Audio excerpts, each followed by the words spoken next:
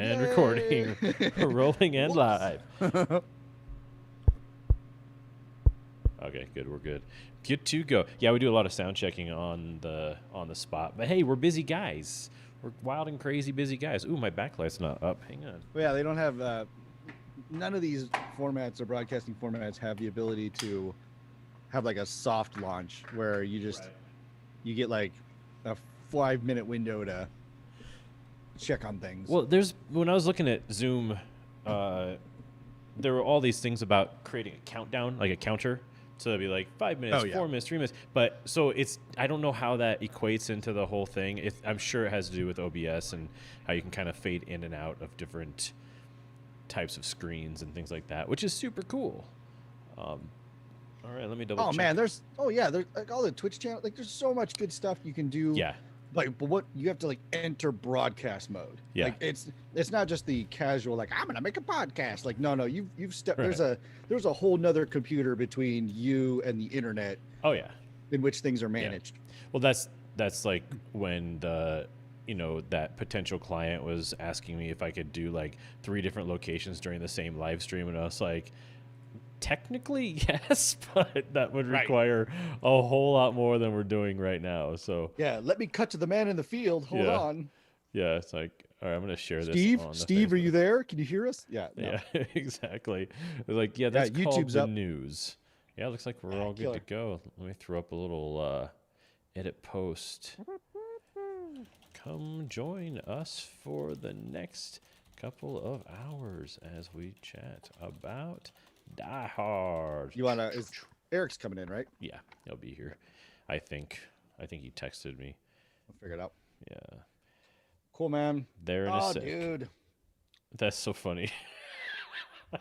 I don't think Eric listens to the podcast, does he? So yeah, I'm just gonna have to say it. He just texted and said, "Be there in a sec. Finishing Die Hard now."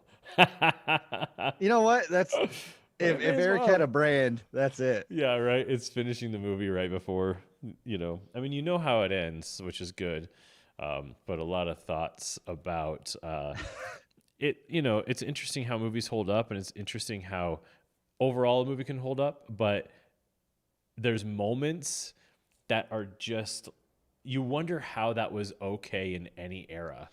Not just not like in like a blue way or a sexual way or anything like that. Just like specifically, there's a moment where when he sees Al for the first time, Reginald Val Johnson. So Yeah, he's yeah, like, yeah. and it's this unreal like slow push that almost goes slow motion for a second when they first meet eyes, and it's not even done cheesily. It's like that's really how they wanted that moment to go, and it's just like Right. how did anyone have that kind of bad taste at any point in history to think that Well, that was it's okay? like the thing with the marinade on that makes it even worse is that it's almost like, is this racist? Because he's in a sea of like white cops. Yeah, that's pretty much the whole thing. Yeah. and it's the dad from Family Matters, Hmm. and he's like, where's my buddy? Where's my buddy? And it's like the one black cop, and they're like, like, Right, oh, yeah, this is super racist. well, they just Like, got to know each oh, other's man. voices. That's all. Yeah. But but I mean, maybe the movie was like a little bit ahead of its time in that respect because there's 3 main black characters. It's a Japanese corporation. Yeah.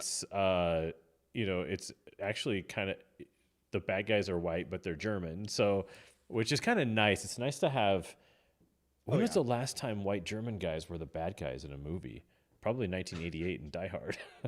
Inglorious Bastards. Yeah, exactly.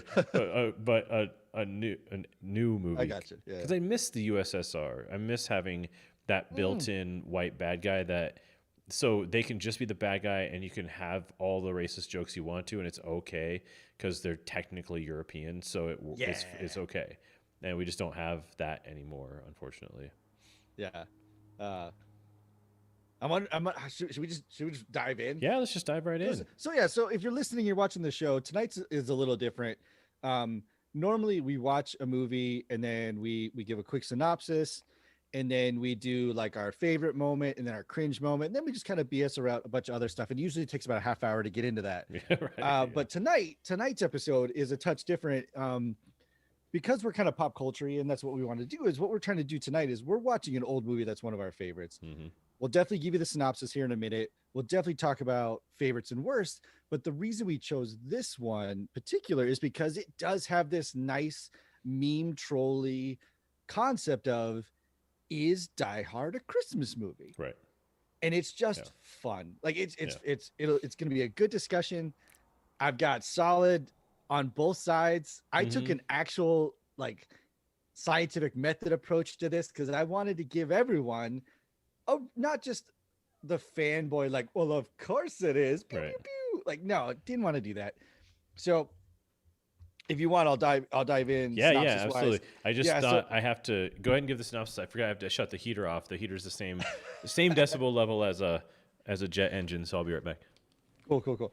All right. So, ladies and gentlemen, Die Hard, the movie, it's the story of a New York City police officer who is going to LA to meet with his wife to try to rekindle and rebuild his relationship with her.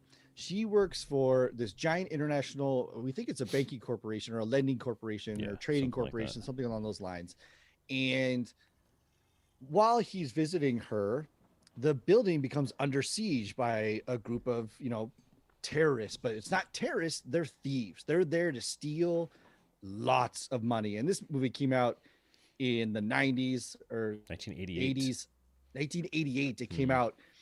And we'll go into some of the markers for that, which are great. But so the this building is taken over by this group that is trying to steal money from the Nakatomi Corporation. But what they didn't account on, obviously, is the shenanigans of this rogue cop, John mm-hmm. McClane, who was not accounted for. I mean, obviously, he wasn't in any of their research and stuff. So he's now on the loose and he's disheveling all their plans.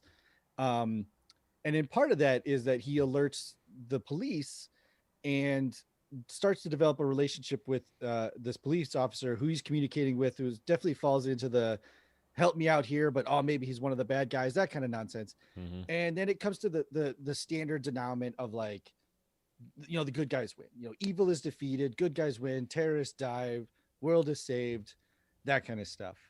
So that's the super high level. I mean, that's the Mm-hmm. movie. Obviously there's a couple of kooky characters along the way. There's a lot. It's an action movie, so there's explosions, there's gunfights, there's mild racism, Right. there's a little sexy time, like there's that kind of stuff. It checks all the boxes for action movie. Oh yeah, I Um, forgot about the sexy time. The, it's super brief and every it's super movie, early. every Yeah, R-rated movie of that era, we'll call it 85 to 95, needed girl in a with a perm with her boobs out. That was kind of absolutely. just It's it was standard. just going to happen at some point in time, and it was the it was the measure by which I knew I would be able to watch the movie or not.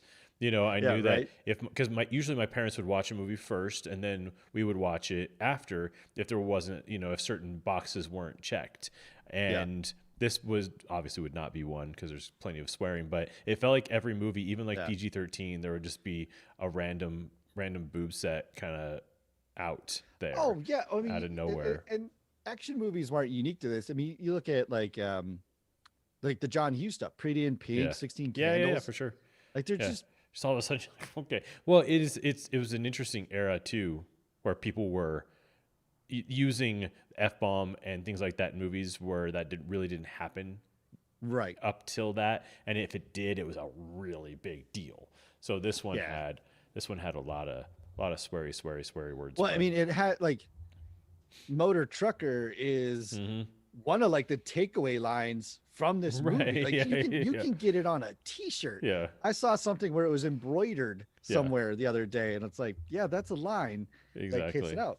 Um Favorite moments, worst moments? What do you think? Well, I'll say, before we get into the debate, Sure, sure, I'll sure. say the my least favorite thing about this movie by far is so as the movie so as the terrorists they're taking over the telecom, everything in the building, and of course this is pre-cell phone, so the phone lines are down, everything's down, and they're in full control of this building. Yeah. But John McClane starts the fire alarm, thinking that'll get the cavalry to come, and they'll be able to see that there's a takeover. Yeah. but they reroute the signal, or no, sorry, they call the fire department pretending to be the front desk, the bad guys Mm-hmm. do, and say, sorry, false alarm. Here's our code for false alarm. Boom, Right. they're out. So, oh, Eric wants to join us here. But here's the thing. Then they say, hey, you know what? Send the cop over that's kind of in the area. Hi, Eric. Well, right, because he Hello. calls back. Yeah, So he calls back. he calls back on the radio and saying like, "What are you doing? You're idiots!" And they're like, "We're gonna report you." He's like, "Do it, Yeah. please." Like, So he's fine. on the Send CB everyone down here. at the time that machine gun fire goes off. And Yeah. instead of the cops on the other end going, oh, that's a gun, they just say, hey, is if anyone's in the area, just go check it out. Just go drive by. But as Reginald Val Johnson's character steps out of the gas station, which is, let's just say about a half mile or so from the Yeah. building, and he looks over to look at it thinking, hey, is anything going on over there? There is massive amounts of automatic gunfire happening. Oh yeah, on the they're having a roof of gunfire on the building. roof. Yeah. Like three men firing. You can hear that.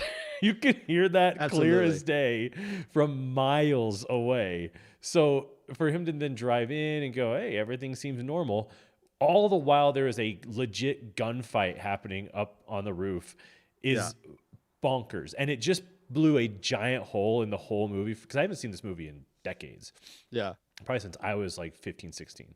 So it just blew a hole in the whole movie because the script is so good. The way that it sets up how John gets there, the way that it sets up how come he's barefoot the whole time, Which just is little brilliant, cool yeah. things like that. But that one thing is insane. That was just such a giant It's an hole. F for me. Yeah, F is for failed. So I just hated that about it. I was like, come on, how did you miss that? Like, it's not even, I mean, And I I've live never- out in the country, but you hear gunshots literally from miles away, you know? Yeah. And I've never thought about till almost literally this exact same watching Yeah. I was just like, wait a minute, they're having a full blown Yeah. gunfight with automatic weapons on the roof. Like, he definitely hears that. Yeah. I for wonder sure. if that was a later edit. Like It just did an feel like editing. it. It did feel like it was like a pickup of some sort that they had to fill a hole in somewhere, or I don't know. Yeah, it definitely didn't feel like it was script, Or, but yeah, originally he was called when that wasn't happening, and they just had to move the movie forward. Or something. Who exactly. knows? Yeah. Be worth probably taking a look at the script and reading it, but Yeah, and then the first little nuance to the sign of the times is, and it catches me every time, and I can never not see it, is the price of gas at the gas station is like 74 cents a is it? gallon right. Yeah. in LA. Yeah. And it's like, ooh, yeah, that's gonna date this movie forever. Yeah. Right. Well, or then in like maybe 30 years, it'll become relevant again. Yeah, who knows, right? enough. Yeah. Yeah, there's a couple of things like that. Like the opening is it all the line. mullets, Yeah, seriously. the rock mullets? And dialogue editing in the 80s is just weird too, where it just, there's certain moments at the very beginning was in the plane with the guy where the guy's voice just doesn't quite match his face, and I don't know how that looks just weird. It's like a different nerdier guy is inside of his mouth saying things, and it's coming out just slightly delayed out of his lips. But the first line of the movie is like, don't like flying, huh? It's like, it's such a good movie, and this is just not how you open that movie up. And this is how this starts. Okay. Not subtle okay. at all. Yeah. But my favorite thing, I'll just go to my favorite Yeah. right now. It was the Hans Gruber meets John McClane for the first On the time, roof. and neither know who they are, and it's fantastic. I forgot about that part completely. So when they meet each other, and I mean, I think Hans knows who he is, Yeah, obviously. but yeah, he doesn't know who John is, or John doesn't know who Hans is. So it's just fun to watch a masterful actor like Alan Rickman go from the character he's already playing into another character, and that just little cat and mouse thing was a fantastic little moment. So I love that. That was And fantastic. that slow pause where he's like, okay, how do I play this? Ah! Yeah. Yeah. I'll be scared. Yeah. And he plays he pulls a name from the registry, which is what kind of tips him off to it not being him. Well, no, it's on the registry. It's Well, I think it's on in the building, right? yeah, like Yeah. so if you don't see it the first time, you don't necessarily notice it. But yeah, when they're having their secondary discussion, they're smoking cigarettes or whatever. There's a directory on the side of the building, and it does say like W.M. Clay. Mm-hmm. Um, but you never see that name before, Mm-hmm. so you're not sure how he gets it or knows it, or Yeah. it's just assumed that he definitely knows who's in this building. He's not going to say something stupid like the guy he just shot in the face or whatever. He's Yeah. not going to. He's like, I'm Mr. Ellis. Yeah. I'm Ellis. Yeah, he's not going Right. to do that. So I mean, it is clever because it's even Bruce Willis's character. Definitely, you don't know that there's that directory there, Right. but it's like that super clever, like I'm still a detective Yeah. kind of thing of like, Yeah, they're both. I can see a playing each directory and I'm other just going to out. be like, Yeah. hey, sorry, John McClane, and then hoping he was testing him out, and he still didn't Yeah. trust him, which is funny. Yeah. But No, it's yeah. great movie. So favorites or least favorites from you guys before we settle Did the you debate? just get done watching it, Eric? Yeah. I had started last night, and then I set it down and took a break, and then I was like, oh, I'll finish it tomorrow, and then work went a lot later tonight Mhm. than I was expecting. So yeah, just cramming need- it in. Do you need a minute to let it marinate for best and worst? Yeah, maybe. Okay. I need to think for Yeah. a second. I'm trying to think. Oh, I'll tell you what else while you guys are thinking. The Ellis character could very easily be best and worst thing about that movie. Yeah. Because the early Ellis is just off the walls 80s cokehead, like way too much. Like he's clearly at that point in his career, I think he thought that he was going to be Nicolas Cage or something. Like it was just very obvious that he was trying so hard. And then the scene with him and Alan Rickman, it's fantastic. And he's like kind of dialed in and he's like a really good actor all of a sudden. So I was just like, I don't know what's going on with this dude, but I looked him up on IMDb. Yeah, he doesn't really work very much. So, but Yeah, I don't recognize him outside of this. no. Yeah. Let's see. Favorite moments. I think it's one of my favorite moments is because I do it is the setup for the barefootness where Right. he at the beginning of the thing he's like, you don't like flying, and then this seasoned business traveler or whatever is like, listen, tell you what, wherever you go, shoes and socks, take them off, put your feet in the rug and make fists with your toes. Yeah. And he's like, better than a cup of coffee, better than whatever. And it sounds like BS, but I've done it. I've done a lot of business Oh, really? travel, and I've actually done it. And my God, it's amazing. What is it? What is it doing for you? It's just this like, well, because it's crunching your toes is not something you do naturally, Right. but like after you get off an airplane and walk and all this stuff, and you go and you just kind of like just do that. I don't know. It's like this weird like endorphin release thing. But so that gets me because it works. But then I love the fact that because he did that, and then because of the timeline, he's barefoot for the whole movie. Yeah. Which is like a whole nother adversary Mm-hmm. that is just brilliantly snuck in there. Yeah. And actually comes into play later on when they're hunting him. They're like, shoot the glass. Yeah. Like they know he's barefoot. Yeah, like once Hans had his so interaction with good. him and he sees he's barefoot. Yeah. He's like, oh, yeah, okay. like that little thing is such an awesome detail, which also is the same with his tank top. Mm-hmm. The costume design, like the continuity people, the script soups, like the people keeping track of his tank top did such The an amazing devolution job. of his tank top. Yeah, because Yeah. it goes from like nothingness to then it's got a little blood and then it's got a little dirt because he's been rolling around, and then at one point I think it's literally just a brown tank top. Yeah. because he's By just the been end, in it's- it, yeah, and then it's gone. it's so After nasty. the C4 thing, yeah, right. Yeah, and then it's just gone. So that is such a great, like, you want to look at a good example of like the opposite of continuity errors. Yeah, John McClane's tank top in Die Hard is the best example of continuity. yeah, It just hands down it is. It's so good. Cringy wise, I think initially not a problem, but now it's the technology doesn't hold up. right. Which is makes it, it's not cringy. So I mean, there's really nothing wrong with this movie. It's just that part is cringy in that it's like, Yeah. oh man, all these problems are solved with the cell phone. Well, You yeah, know? that the Or- directory up up front where Yeah, they, where he's like like, he has to type in. Yeah, like Yeah. I love the old school typing But on the monitor.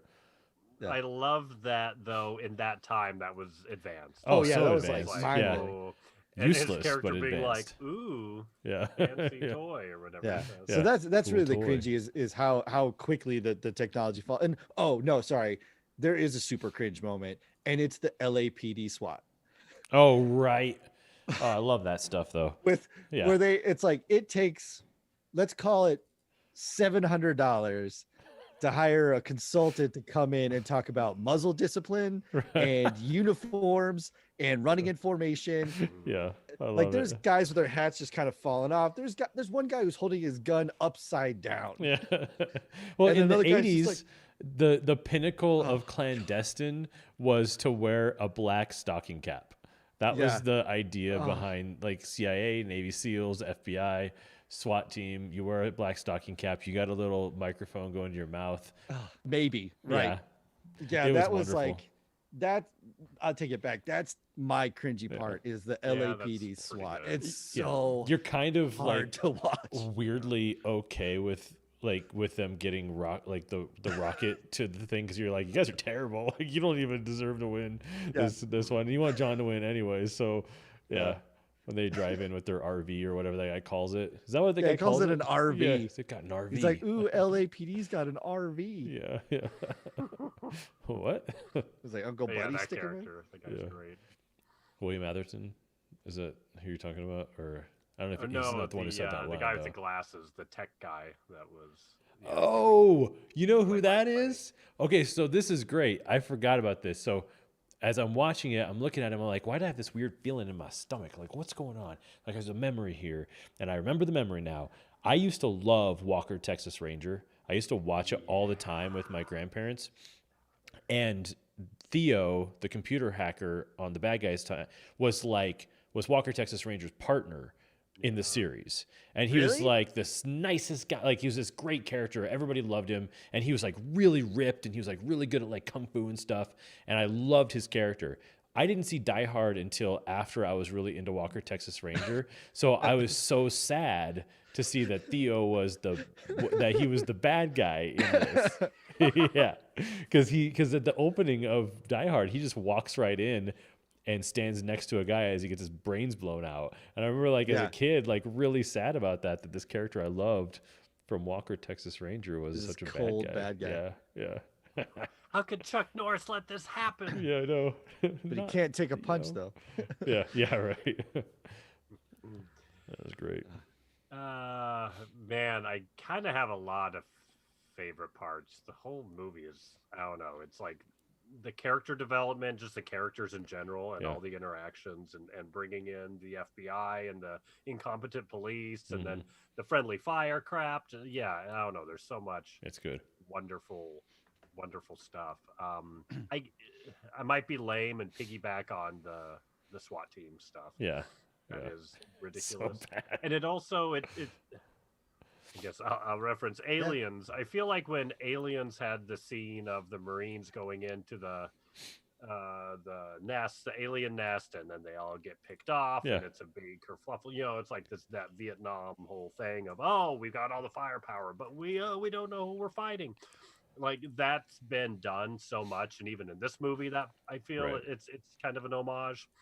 So yeah, it's one of those things. I guess every time you see it, you go, okay, yeah, there it is again. Yeah. You're gonna Well, have there's the even guys just, that look cool, but they're gonna get their butts kicked. Yeah, they're gonna get Well, just- wasted.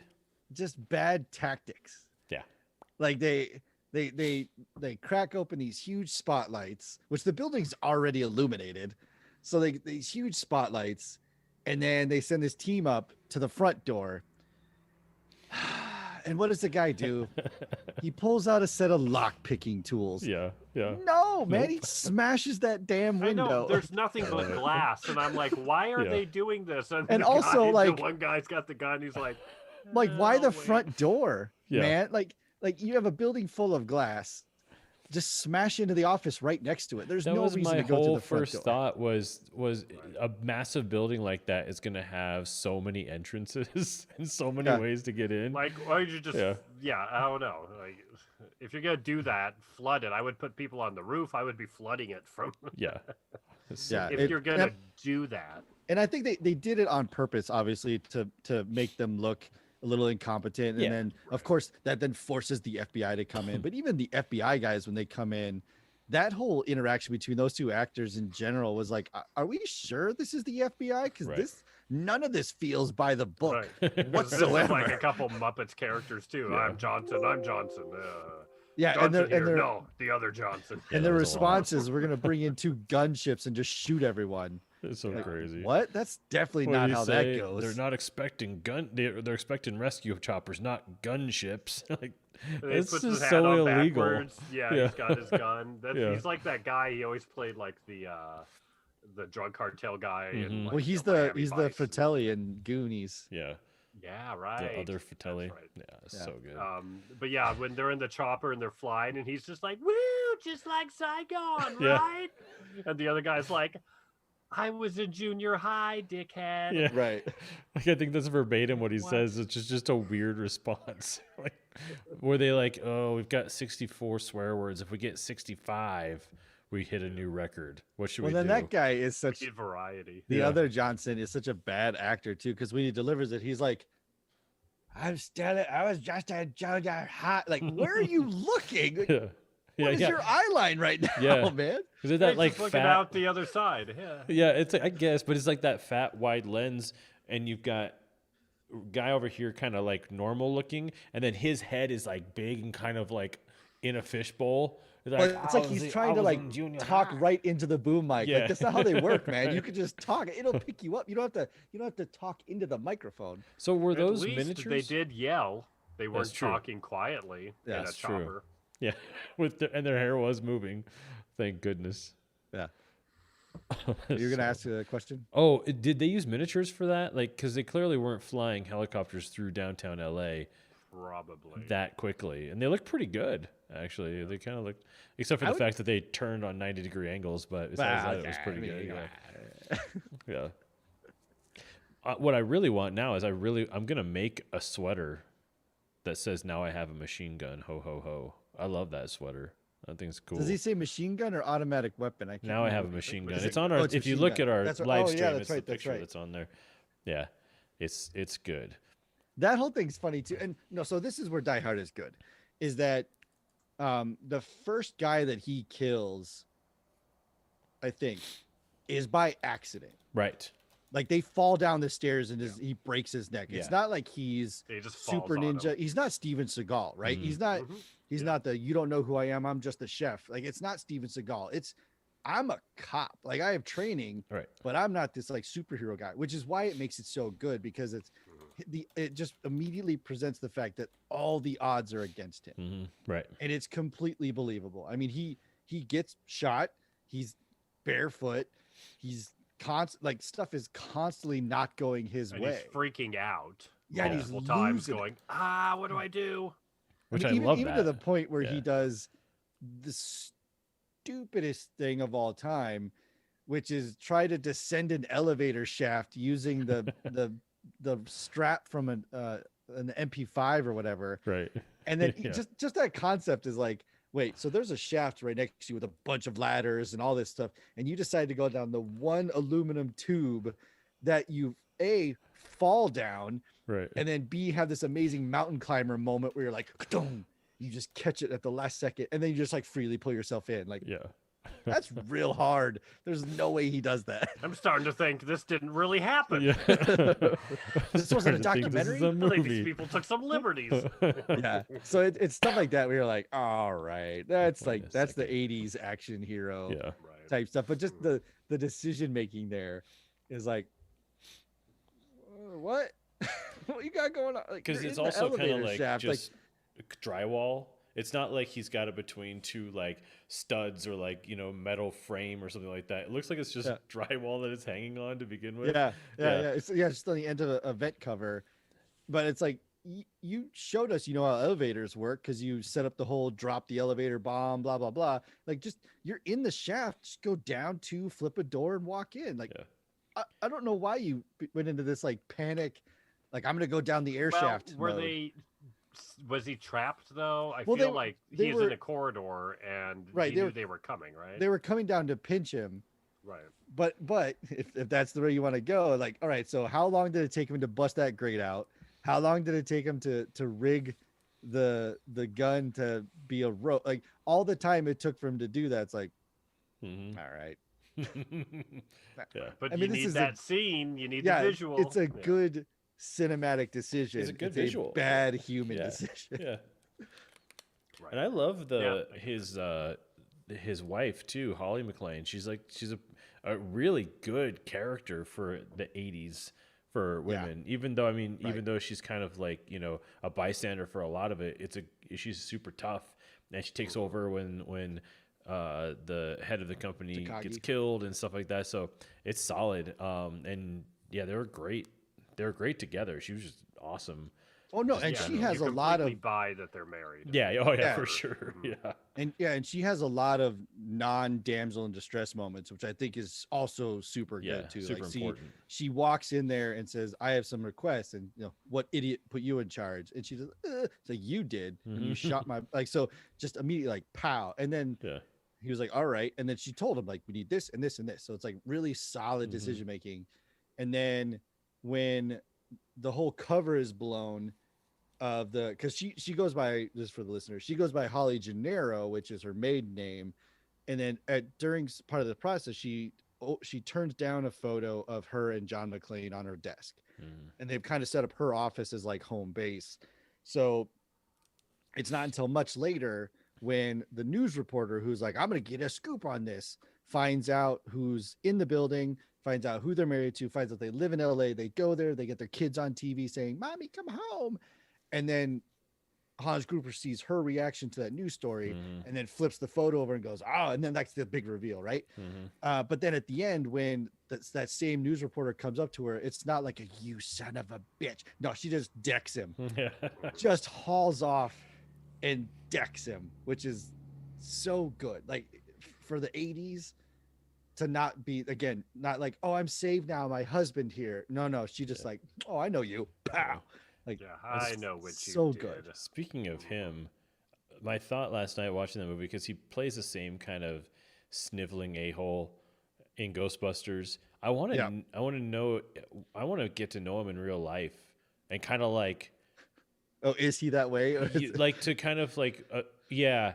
I don't want to have to go through my life thinking he's really like that. He's such a but some Well, people are just born with that ability and the face and the Mhm. voice and everything that just lends itself to a real, oh, warmy after character. Ghostbusters, his life was hell. Really? Like he would be walking down the Oh street yeah. and people just be like, Oh, no. "Back, fuck you," and Yeah. like throw shit at him, and he's like, "It was a character." Oh, that's terrible. That Yeah. makes me Oh, feel speaking awful. of and then he got to be Ghostbusters, the a-hole in the Die Hard franchise. so there's another fun little Ghostbusters connection, which is super hard to see unless you're looking for it. Give us a Um, hint. Vigo the Carpathian of Ghostbusters 2 fame is one of the bad guys in Hans Gruber's crew. Is he? He's specifically the bad guy that almost finds John McClane at the very, very beginning when he's clearing out the rooms and John McClane's looking down the hallway and he's seeing what's going on. He's That's got him. like the Seemed- sweater on and the Yeah, ponytail. ponytail. Yeah, He seemed really familiar. Oh, that's yep, funny. It's Vigo the Carpathian. That's awesome. I love that kind of stuff. And then like, yeah, so there's other good, there's so much good stuff. There's another great little like pressure release moment too, where they're setting up for the invasion, and the stereotypical Chinese guy with the Fu Manchu and Yeah, I know, right? the China mullet That's brutal. is down there, and he's set up and he sets his gun out and he's setting up his ammo, and then he kind of like sees that he's at the little concession stand thing and just kind of, and then he does what's Yeah. great, and he goes like, "Dude, you're the bad guy, just take it, you don't need Like to look left, look right, just He take didn't it." want to be seen eating. He's like, any "Is of it. Tex Yeah. looking at me? Is Tex seeing this?" Yeah. Okay. Right, and then he reaches in and grabs a Nestle Crunch or whatever. It's just a great little like funny moment, because A, not only that he does it, but then B, that he does that little like look left, look right Yeah. thing. Like, I'm not totally a bad guy. It's like, what a great post to have to sit by, grab some Baby Ruth or some M&Ms or something while you're waiting. Yeah, And right. then they Just cut munch, back munch, and munch. he's just like knees deep. Ow, Yeah. ow, ow. While the SWAT team's coming up and he's like, Yeah. oh, Yeah. right, I'm doing this. This is my Put down job. my Kit Kat. Yeah. Yeah. I do.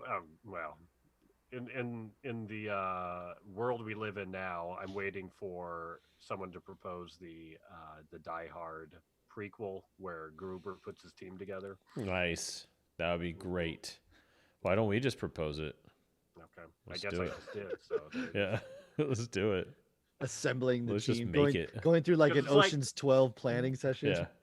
Because in this one, watching again the text guy that makes it all the way to the very end, I kept wanting to think that he had a different accent and he was just putting it on. And it's like, oh, Right. no, Yeah. that's the way he talks through the whole movie. That's his character. Okay. So it's like that guy exists, and then you have the Chinese guy, and you've got all these Germans, which the Germans make sense because Hans is supposed to be German. And the Hard brothers. to Yeah. imagine Hans as being German. Yeah. His German accent was surprisingly not as good as it could have been. But I think he's just so British. It's hard to He's just so distinct, his voice. Yeah. Yeah, it's hard to overcome it. Even with his American, it was like, it was.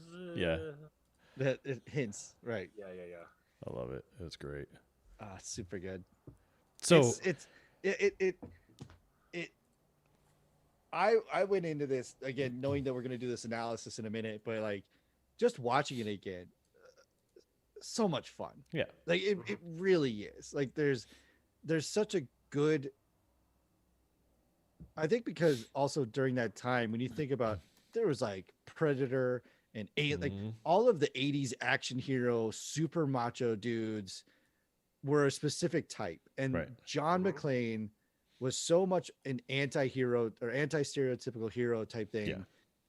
Made mistakes, wasn't super cut, had good technique and stuff and good stuff, but it was just like it was almost like that I could be that guy. Yeah.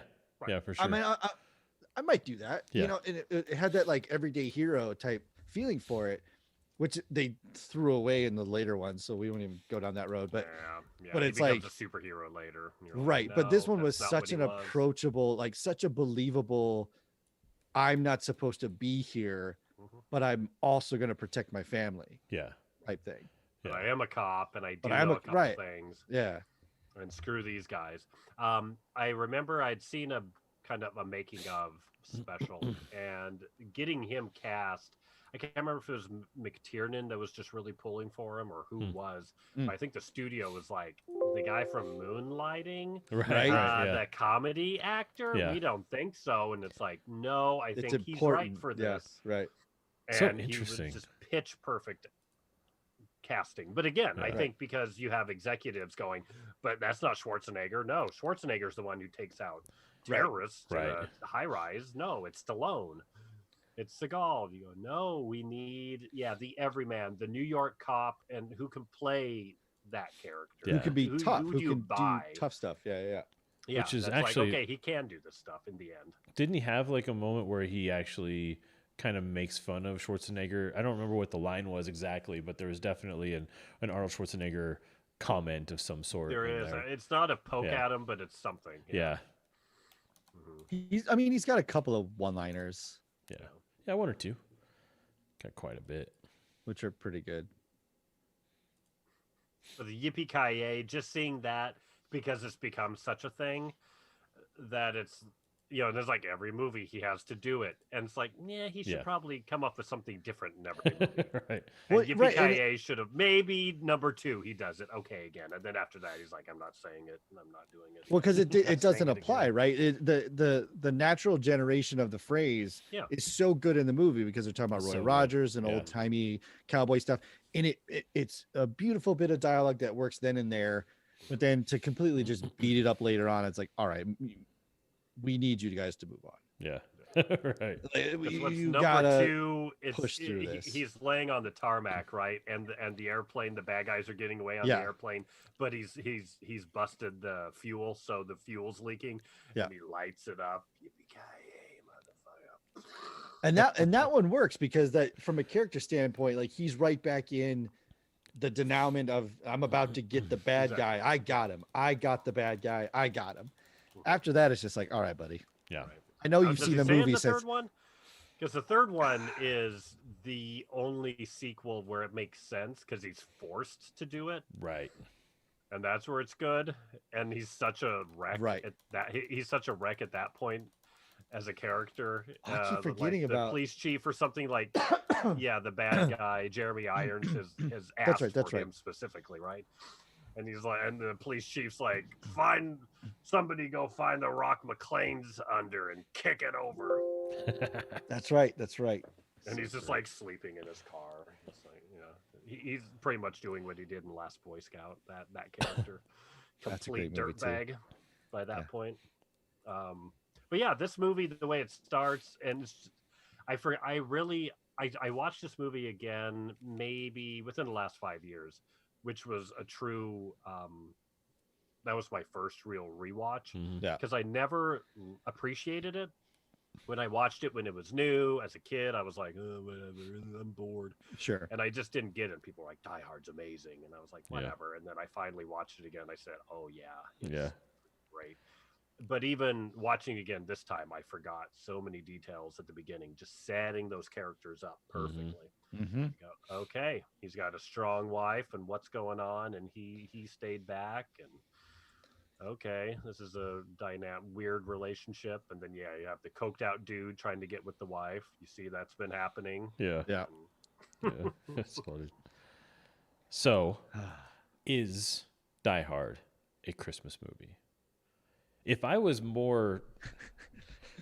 better at building our audience on the social media, this would have been a fun I got poll a to bunch do of I on got a like bunch of Instagram and stuff. responses on mine. really? Oh, yeah. Oh, nice. Nico, you got some. Of Yeah.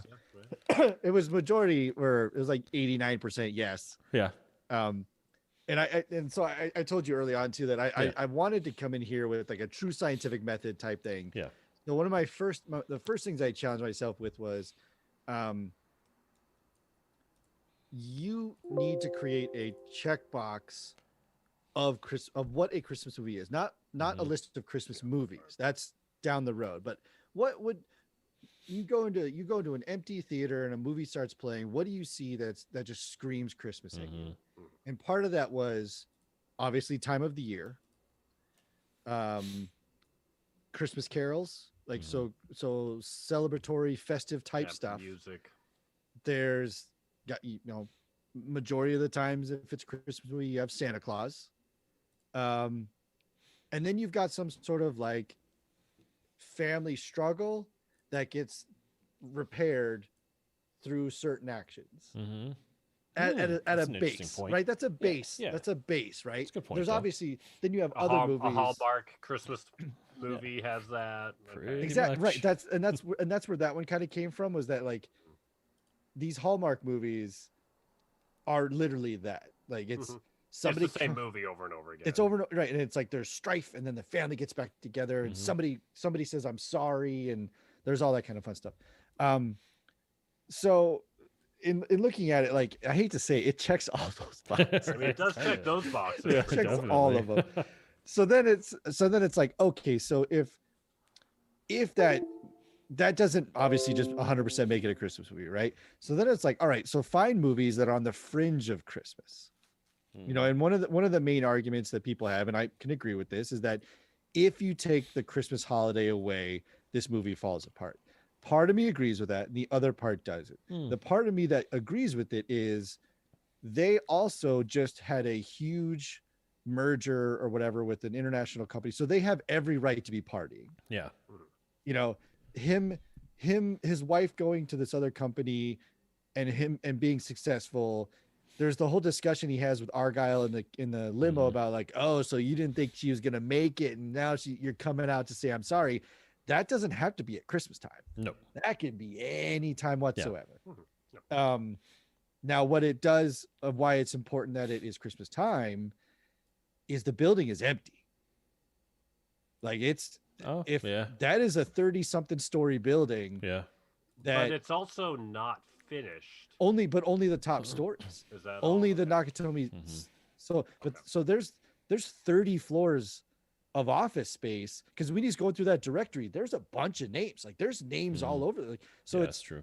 it's it has to be Hmm. something that would force the building to be empty, and that's going to be a weekend, which meh, or a major holiday, Hmm.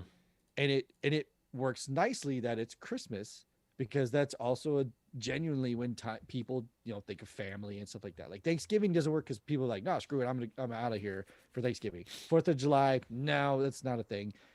Easter, Halloween, none of that works. Hmm. Parties are Christmas things. Hmm. So so going down that road, it's like, all right, so the time of year, while you could remove it, is definitely a big character. Hmm. I mean, there's no snow and all that kind of fun stuff because it's LA, but that's just a convenience thing. Somebody pointed out on my feed that like, oh well, this movie The came out in falling July. glass is the snow. Right. Right. And the papers, yeah, that, Yeah. that come Yeah. off the Yeah. top. Yeah. Um, what else was there? Some people argue the violence. Like the violence makes it not a Christmas movie because Christmas movies aren't violent. Mm. And I was like, all right, well, Home Alone. Right. Like, Insanely violent. Brutally, horribly like, would Yeah. you violent. argue that Home Alone is not a Christmas movie Yeah. because it's extremely violent? Like, Home Alone sets up all these like booby traps and et cetera, et cetera. John McClane does the exact same stuff. Yeah. Mhm. Yeah. Like they even do it to John McClane a couple of times. So it's like that kind of throws that argument out the Yeah, it's window true. that Home Alone is arguably a Christmas movie. So ergo, like Hmm. Home Alone type stuff happens in Die Hard. So you can't. That's not enough to rule it out. The Yeah. violence Gotta throw that one out. occurs. You got to throw it out. People like there's no Santa Claus. Well, Santa Claus is featured twice, and he writes on the shirt "Ho ho ho." Right. When is Santa Claus? When is he in the movie? It's what gives him the idea to write "Ho ho ho." It's when he kills the guy, he puts him in the chair, and then he looks across, and there's like there's a big Couple like plastic Santa molded ornaments. Santa, Oh, and that's there's right. Yeah. some stockings and stuff, Yeah. and that's when he puts the hat on him and writes "Ho ho ho" and that kind of fun stuff. Now you could skip that part, right? You don't. Mhm. That's a funny seasonal reference that doesn't do anything. It's not like they're smuggling drugs in Christmas presents. Right. It's not part of the motion of the movie. Yeah.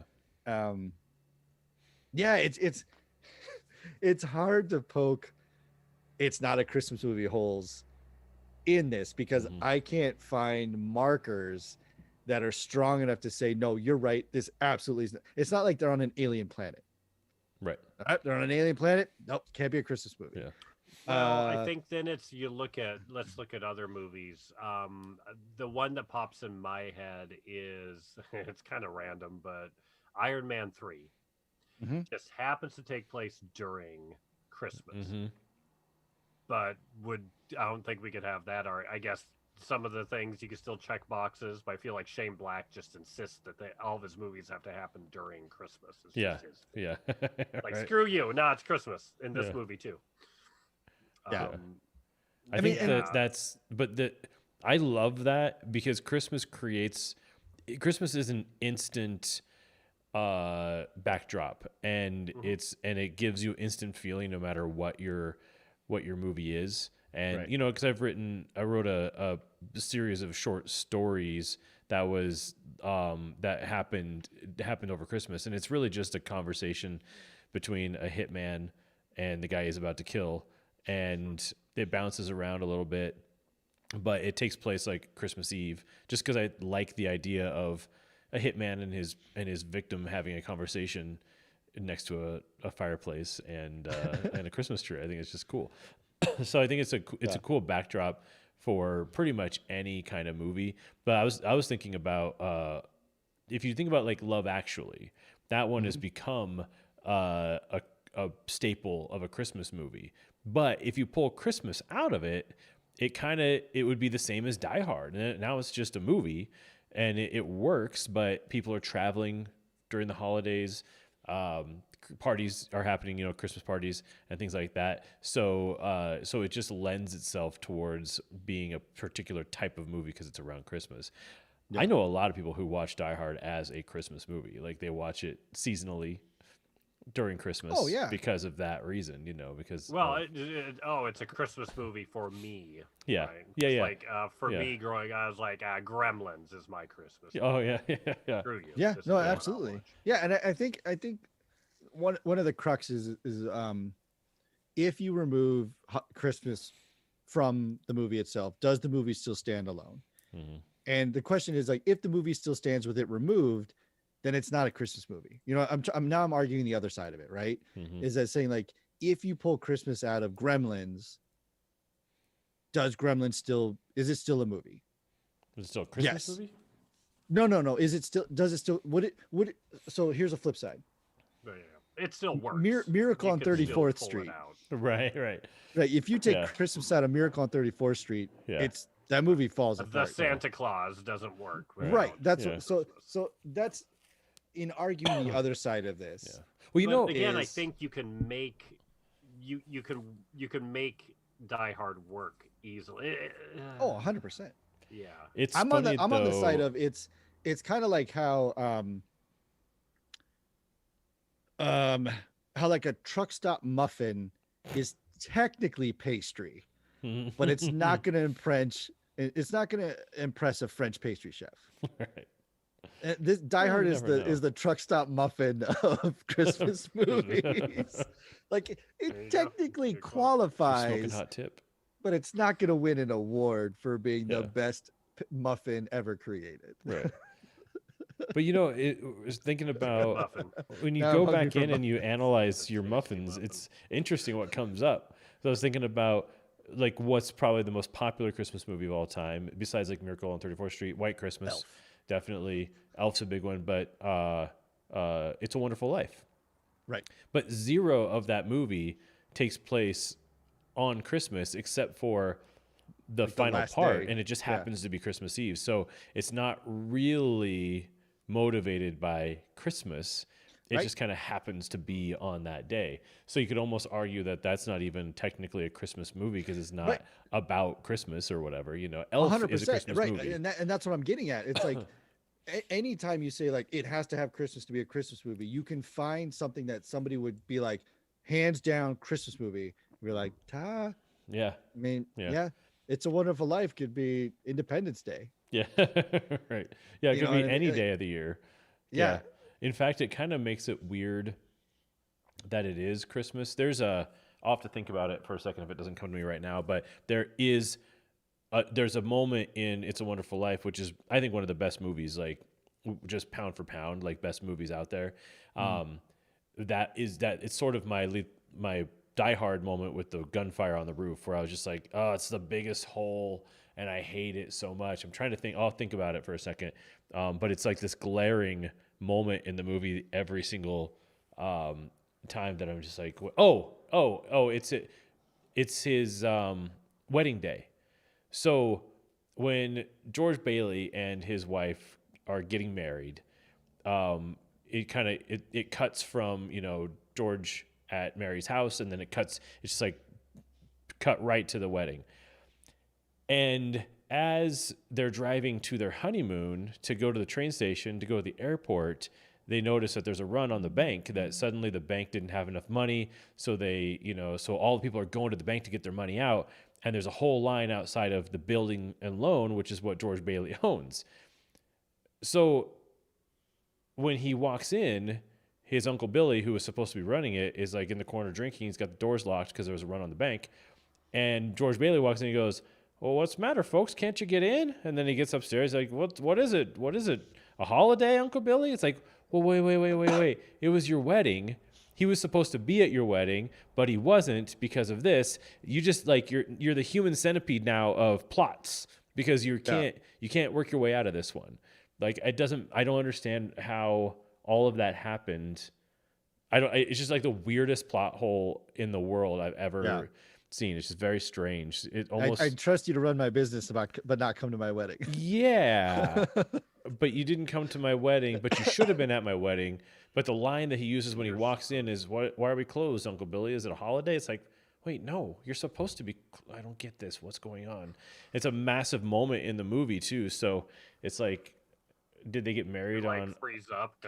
Yeah, yeah. So it's almost like that. Like I like just talking about it right now. I feel like just I'm gonna froze. turn into a black hole. Yeah, you literally just paused right Oh when you really? said that. Oh, It was really funny. I actually Yeah. did. Wow, nice. Good moments. That was our NSA agent. That was locking just in on me. us. Yeah, they don't mind when we talk about politics, but not It's a Wonderful Life. Don't you Don't poke you a hole Get in out dare of your that. damn mouth. slander that movie. But I would Yeah. say yes. I would say Die Hard's definitely a Christmas movie for sure because it Yeah, ticks I all mean, the boxes. Is it? I think what people get messed up too is it a Santa Claus movie? Not like the Santa Claus, Obviously Tim not. Allen, Right. but like Yeah. But does it have the right? miracle Is of it Christmas? is it is it Miracle on 34th Street? Is it Right. Elf? Is it Santa Claus 1, 2, 3? Is it all like Fred Claus? Like Yeah. is it Santa Claus What's oriented? Fred Claus? What is that? I You haven't didn't seen watch Fred it. Claus I don't know. I might with have. Vince Vaughn? Vince Vaughn and what's his name? Is it Not Stanley Tucci, the other guy. the short guy Tony Shalhoub? who's No, he was doing in the car the commercials now? Sideways. yeah, he's in Sideways. Paul Giamatti? Paul Giamatti, yeah, Paul Doing Giamatti, car and commercials now? Kevin Spacey. He's getting Kevin paid a lot to Spacey do is car in it, commercials too. now. Yeah. That's Yeah, Kevin funny. Spacey and what's her name? The girl's married to Daniel Craig, British actress. I didn't know he was married. How dare he? Sorry, To a Matt. woman. I know. Wah, wah. Man, her name's Oh. gonna come to me. I'm gonna look her up. Rachel? No. Rachel Weisz. Rachel Weisz. right? Yeah. She's Rachel married Weisz to Daniel Craig? Yeah, Yeah. I forget. Yeah. Get out of Yeah, here. Rachel. Yeah, it's Vince Vaughn and like not Ludacris. No, yeah, Ludacris is in it. That's Rachel Weisz. Wow. It's bonkers. Like it's a really good Christmas movie. But that's what I'm getting at. Is like I think why people make the argument of it's not a Christmas movie is because it's not Santa centric. Right. Like No. Santa centric doesn't necessarily make it a Christmas movie. You wouldn't want It's it a Wonderful to be. Life. It's not Santa centric. Yeah. There's a bunch of Christmas related or The Jason. Grinch Love doesn't Actually is have not. Santa, right? The Grinch does not have Santa. He Yeah. dresses like Santa, but Oh, there's yeah, no right, there's yeah. no walking Santa Claus. Right. Even so we're in an ocean of gray. well, even this, Right. even Gray Santa. you could argue the Christmas Carol has nothing to do with Santa Claus. Yeah, right.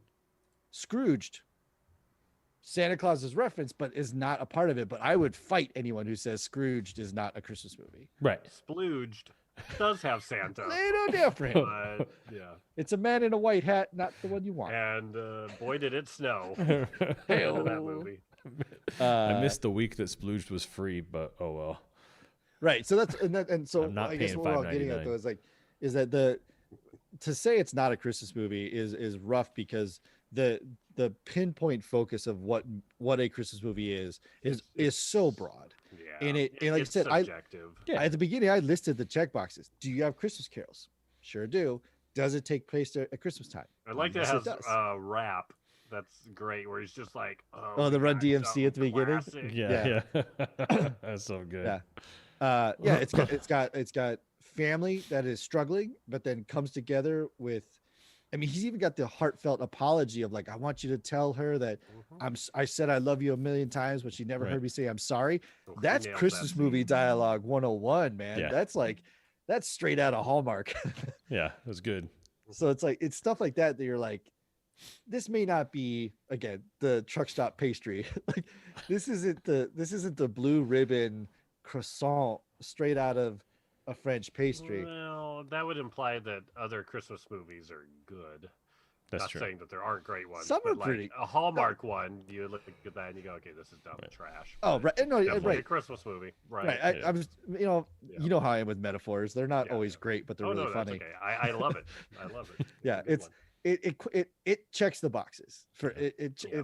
If you were to try to take everything, like walk up to anybody and say name 10 Christmas movies, take all the material inside of those 10, I would argue that Die Hard probably checks 80% or more of those Oh, boxes. sure.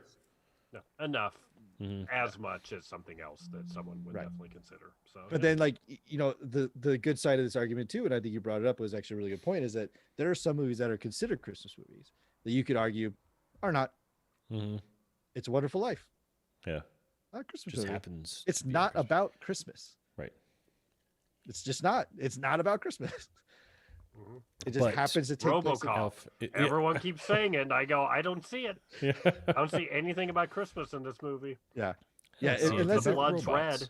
like Red, that that's hard. Christmas color. That's about The it. hard checkbox is being Santa centric, and while Santa is part of it, there's the ho Santa dialogue. is- It's there, yeah. but it's not like There is there's- Santa in the there's movie, no fat man visually. going down a chimney Mhm. Mhm. kind of thing. But there is cranky, bloody Bruce Willis going down an elevator shaft. That's true. You know what? That isn't That is could kind be of a a chimney. that's a Santa metaphor right there. You know, he's got a bag of goodies Mhm. and he's going down a tight space to deliver true. them He's to all got the good boys and detonators. girls. Yeah, even the tighter space when he's in the vent. Yeah. That moment made me claustrophobic. Do you get Feeling. little feels? Yeah, a little bit. I got the feels watching that. It's like, Especially in ugh. HD, right? Yeah, yeah. When it's like high definition. Like, and when what does he say? He's got that terrible '80s line. When it's like, now I "Come know out to how a California, TV we'll have dinner a few laughs." feels. Yeah. Like you don't have to say that. You don't have to say you feel like a TV dinner. It's okay. Oh, that line. Oh, Yeah, the Sorry, I TV thought yeah. you were talking Yeah, about yeah, the that was- we'll come out to Yeah, LA, yeah, have a few TV. laughs. Oh no. He's like now and then I love, how TV dinner feels. Some ancillary type stuff too is Argyle in the garage, the driver of the limo it's such a weird thing Yeah, to have him there because he's paid to pick up John and bring him to the towers, Yeah. right? Job's done. yeah. Yeah, It's the Christmas- definitely. It's the Christmas spirit. So he's like, hey, where are you staying, man? I'm feeling for you. Right. He's like, I'll tell you what, I'm gonna hang out in the garage. You call me up. Christmas time, Christmas Yeah. movie, Christmas spirit. There you go. Christmas. He spirit. goes down in there, and then I love it. He cracks into the mini bar. He's like calling people on the cell phone, 'cause which you it's know his cost a first fortune. Yeah, ride. yeah. Like that, those phone calls. That were was not $4 a minute right there. Yeah. cheap. Yeah, in a basement, which is funny because Yeah. there's probably no connection down there anyway. Yeah. No signal. But then his whole he's as attentive as the bad guys were to all this stuff. Nobody's watching the parking garage Mm-mm. because there's a point where he's just like driving around. Yeah. When he swinging in finally realizes, yeah, he's got the TV on and the news is on, and then Yeah. he realizes he's been trapped in there, unbeknownst to him, Yeah. for hours and Yeah. hours while he's been getting trashed and like talking to girls and Yeah. having a little party, right? And then he's just, yeah, screeching around Yeah. and nothing. But yeah, and I wonder too when the script was being written if it was like, oh, how are the bad guys planning on getting away? They're gonna You do the bait and switch, away right, in yeah. an ambulance. Yeah. Yeah. How do we stop that?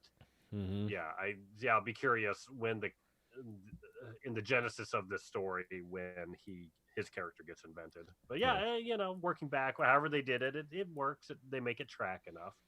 Yeah, right. And It's he not. gets It's to have right. his moment. He smashes the ambulance. He punches out Walker, Texas Rangers partner. And, Well, it's funny. which I because- like that guy doesn't get killed. I was like, good. Yeah. Yeah. Don't that guy kill didn't Argo. murder Yeah. Or anybody. Theo. He- Yeah. he's, Yeah. Yeah. The idea is also it's somebody saying I need an idea good enough to be plausible, but I don't need it to work. Like it's not going to work, so we're not going to do it. If you think about let's say they're successful, right? They get into this ambulance inside of a lockdown parking garage, and nobody's gonna be like, "Hey, how'd that get there? Right. Yeah. Hey, let them through. Yeah, open those gates up. Let's let this ambulance out Yeah. of here." Like, how? What? No. Right. Nope. I did like though that at the end of the day, there wasn't really any higher reason that they were trying to knock off the stuff. Sure. They were literally just there for the $650 million. Like that's Right. it. And everyone kept saying that. They're like, this is about money. This is about money. You're like everyone was like, just and a there's like, yeah, robber? yeah, pretty Yeah. much. An exceptional robber. Yeah. whatever he says, Yeah. Yeah. Exceptional thief. There's a fun Added fact about kidnapping. Yeah. the end scene there when Gruber gets dropped from the side of the building. You can it's famously known out at this point, but they told Alan Rickman, okay, on the count of 5 we're going to cut you loose, and they cut him loose on 3. Right. So his drop reaction is real, Right. And it's that definite look of like, you son of a bitch. Right, right. So I mean, it's good acting, but also they got him like Yeah. that. They drew a real reaction from him, What would and they? it's famous. Yeah. Had a friend, a chef friend, who once said that it's really not Christmas season until Hans Gruber falls off of a building. That's kind of true. Mhm. Yeah, you don't have to watch it on Christmas Day, but No. But it's holiday season, so. Mhm.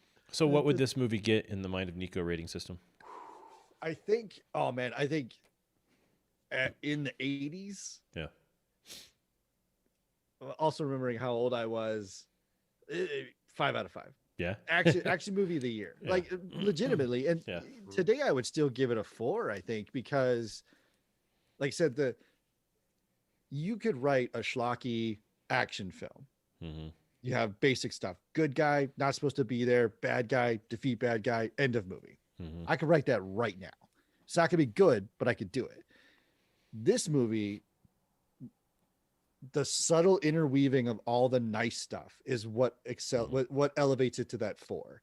The thing about the crunching your toes, which seems like such an innocuous statement, but then it creates a theme through the whole rest of the movie that he doesn't have shoes on, Mm-hmm. which sounds dumb, but is so insanely important. Yeah. It's such a big deal. And like, Gives him it hits home the weakness. He is the everyman. He's not the Terminator. Mm-hmm. right. Yeah. It's not Steven Seagal with his like Going to get secret, hurt. Yeah. I always carry a survival kit on me type thing. Mhm. 4 out of 5 for writing. I have no issue with Bruce Willis as John McClane as an actor. Right. No, Like, he's it's- great. Oh no! I mean, he's a star, man. Like It's he already was, believable. but yeah. Yeah. Well, he was TV star. This Right. True. Yeah. Right. This made him True. a movie star. Yeah. Yeah. And it And would he be, earned it'd it. be kind of like, I was trying to think about his performance in particular of like, does it elevate to like the Tom Hanks level where you know that it's Bruce Willis, but when you're watching this movie, that's John McClane. Yeah. Right. Like Yeah. that's not Bruce Willis being Yeah. John McClane. That's John McClane. Yeah. And whew, His Yeah. character is. And he maybe never was able to get out from it. Well, I for a think it's minute, never- Fair, it's yeah, definitely yeah. hard. well, and Yeah. even like I'd give Alan Rickman a supporting actor nod sure, for an yeah. action movie. Mhm. There's a lot of skill in here Yeah. Mhm. because I could think of a lot of action movies where there's not a lot of skill. Mhm. Well, this in was here. different though. I mean, this was definitely more of an era of. This was the era though where action movies weren't dime a dozen. This is where movie stars that's were true. made, and that like when you look at it from the perspective of like Schwarzenegger, probably the biggest movie star on the planet besides Mel Gibson. And then Bruce Willis Sylvester around that time. Stallone Stallone, and- yeah. So I mean that was it. Like action star was the movie star of the day. Right. And so watching the movie though, I mean, it makes me terribly sad that Alan Rickman's not alive watching a movie like this where you're just like, God, the talent, the amazing ability. And then I think Robin Hood was what 2-3 years later, like 91 or so. And that was the next thing Yeah. that put him into the stratosphere, where, and it's a funny one because he was so good in Robin Hood as the sheriff that it made Kevin Costner look horrible. It made him look Right. like just a dry, because it was supposed to be his movie, but Alan Rickman and Morgan Freeman kind of ran away with it a little bit, and people were just like, he didn't even have an accent. We don't understand what's going on here. Right. Yeah. But Rickman was pretty much the it guy after that. So Oh yeah. Well, yeah, he was Cut his able heart to out with a be. spoon. Yeah, That yeah, line, yeah. That was the line from the movie. It wasn't anything that yeah, Yeah. Kevin Costner said. yeah, Yeah. right. At least I didn't use a spoon. So good. Do you remember that? Why a, Yeah, no, why a that's- spoon? Because well, it'll it's- yeah, hurt it's- more. Yeah, the whole setup of him and his like dimwit cousin. Yeah. Like, I cut his heart out with a spoon. Why a spoon, cousin? Not an Because it's axe. dull, you twit. It'll hurt more. Yeah, it's so good. Yeah, why not an axe or a knife? Mhm. So good. It's- I loved that movie, man, when I was a kid. That was like my Oh, yeah, I favorite love movie that of one too. all Yeah. time. So good. I like Kevin The Costner. music. I like him now. He hasn't done. He has bad movies. Yeah.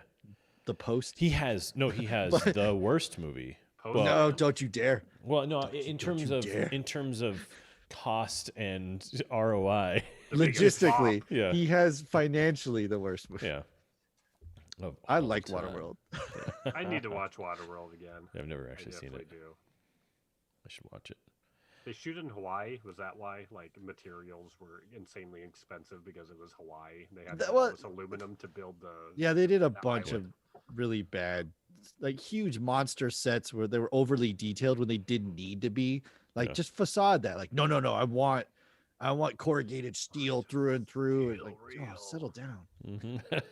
Settle He down. must drink his own pee. Well, we can just make it look. No, it Mm-mm. has to be. It's not Yeah. going to be Well, my then pee. It's even, going to like, be your pee. There's so much It stuff has that's to be good. Costner, and it has to be urine. Like his ship is super good in that too.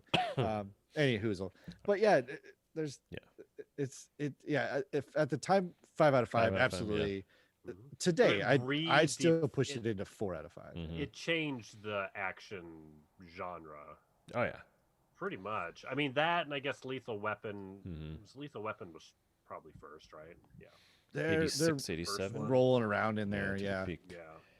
But that was, But- and that was also like superstar writers emerging, Yeah. in that era, who did that, and then it was like, all right, well, once we find the formula that works, the chemistry, then we make Lethal Weapon 2, 3, 4, 5, 6, 7, 9, 12, 40. You know, 100. keep on going. Yeah. Then we'll make a TV show. Ugh. Oh god. Yeah. Well, Did they? Are they? yeah. They did, yeah. It was a season and a half. Oh, sounds right. And I forget what they did. They replaced. Damon Wayans, right? Yeah, That's Damon right. They Wayans. replaced Damon Wayans though with somebody else, right? Halfway through or something. I don't know. There's some kind of craziness that went on with the casting. With I Marlon knew as Wayans. soon I as hope they it was another advertised it. Wayans Yeah. just shows up. I would just keep They changing didn't out the replace him. He Wayans just brothers. walked in. And then Kim Wayans shows up one like, what happened? What? Yeah, as soon That's as still I me. I saw this advertised, I was like, Are you sure? I am not okay with reboots. This is even worse because it's a reboot in a different medium. Right. Right. Like it's not like they Right. rebooted another movie. They rebooted it and then put it into a serial on TV, and you're like, no, this doesn't work. Nope. Yeah. And we're calling it Lethal Wayans. This very rarely goes that direction. Wayans about town. Well, folks, thanks for listening to the Smoking Hot Nerds podcast, all about Die Hard. Is it a Christmas movie? We've decided Yes. yes. Yes, It stupid. It's a is. Christmas movie. And It's going fight to watch us. it. You dumb dummy. Appreciate you guys listening. And if you're listening to the live stream right now, we are going to switch over to Nerds After Dark. We'll catch up on all the happenings of the week. Thanks again for listening. Check us out on Apple, on Spotify. I don't know why I can't say this quickly. Like Apple, because I want to say iTunes, but it's not iTunes. It's Apple Podcasts and Yes. Spotify or Yes. anywhere your podcasts are found. Thank you for listening. And now it's time for Nerds After Dark. Quick slate. Brought to you by Zima. Do you want to? Let's wanna slate s- at the you wanna end. Let's slate at the end. Remember, we slate at the end. All right. We slate at the 'Cause end because we Eric just- never shows up It's on either time. beginning or the end. Yeah, got You don't do it in the middle? it. You monster. Although I could. Well, I could. I mean, you could as long as we give you the time. Yeah, that's That'd right. be We'll do it at the We'll end. just do a bunch of slates in a row, like 6 Yeah. in a row, So- and then you just look for these massive spikes. I hate that. I know. Yeah, there's so many spikes, to comb through. The your helmet back there, your clone helmet reminded me. So Zach's been working on a clone helmet, and he 3D printed one, which you saw the picture of. Looks amazing, and he brought it over, but it's the actual size, like an actual size of a helmet, and it doesn't fit on a human's head at Oh, all. no. And so he Well, you left. probably can't get in the opening, right? So you has to. Well, so he's built the back, and for the final one, gonna hinge it probably, and then so it can connect with magnets like your, Iron Man thing. But it's still actually too small. Like my nose, it wouldn't fit this way on my face. Yeah, So I find it fascinating that they built a character that just didn't have actual human proportions Well, I in mean that is CG. true. The armor it'd have to be mega skinny. Like you Hmm. see these like beefed up clones, you're like, they Yeah, wouldn't look like that once you put that armor on. yeah, That is true. That's why when they went back to real people, they all looked like. To me, all those first order stormtroopers just looked like short and dumpy. yeah, yeah, for sure. 'Cause I was like, oh, it's back to Yeah, suits. clones are so Ooh, they skinny. need to get skinny guys Yeah. for this. Yeah. So Eric, did you get This your? one's definitely big enough. Is it? Did I mean, I guess it's files, but Yeah, ooh, that stinks. yeah. So They well, can it's just funny because size it up, right? what's great, yeah, is that you just plug it into the software and tell it to do a 1.1 or 1.5 size to They what scale this up. what thing is. Yeah. Yeah, it'll make it bigger. So, Yeah. but dude, it's so cool. Like the 3D printing is just amazing, and then throw a coat of smooth it down. Well, stuff like Got that yourself a too studio is going. like you can have those just be around. Like it, Right, it'll make for a great prop either way. right. Pun intended. Mm-hmm. Yeah. No, Mhm. it's well then plus like some of that stuff too, if you need to do close up, like your head doesn't need to be in that necessarily. Right. Like you can dub dialogue over the top of it and then Right. just like puppet it around if you need Yeah. to. Well, it'll be great because it'll work nicely as like a dead person prop, or something like that. Yeah, Battle damage or whatever. But my idea too was that maybe the reveal of the clone trooper isn't what you think he's going to be, and so it'll be so when the person takes it off, like there's just great ways that you can fake the helmet coming off or whatever. Yeah. But If you do it that way, you can always pause yeah, right here. because if you watch freaking, is it would be 1, 2, 3, 4, 5, 6, episode 7, where Kylo Ren has Daisy Ridley in the shackles and he's gonna like torture her and he takes his helmet off and his Yeah. hair is perfect. And it was like you All didn't have the dry. helmet on, and you could tell.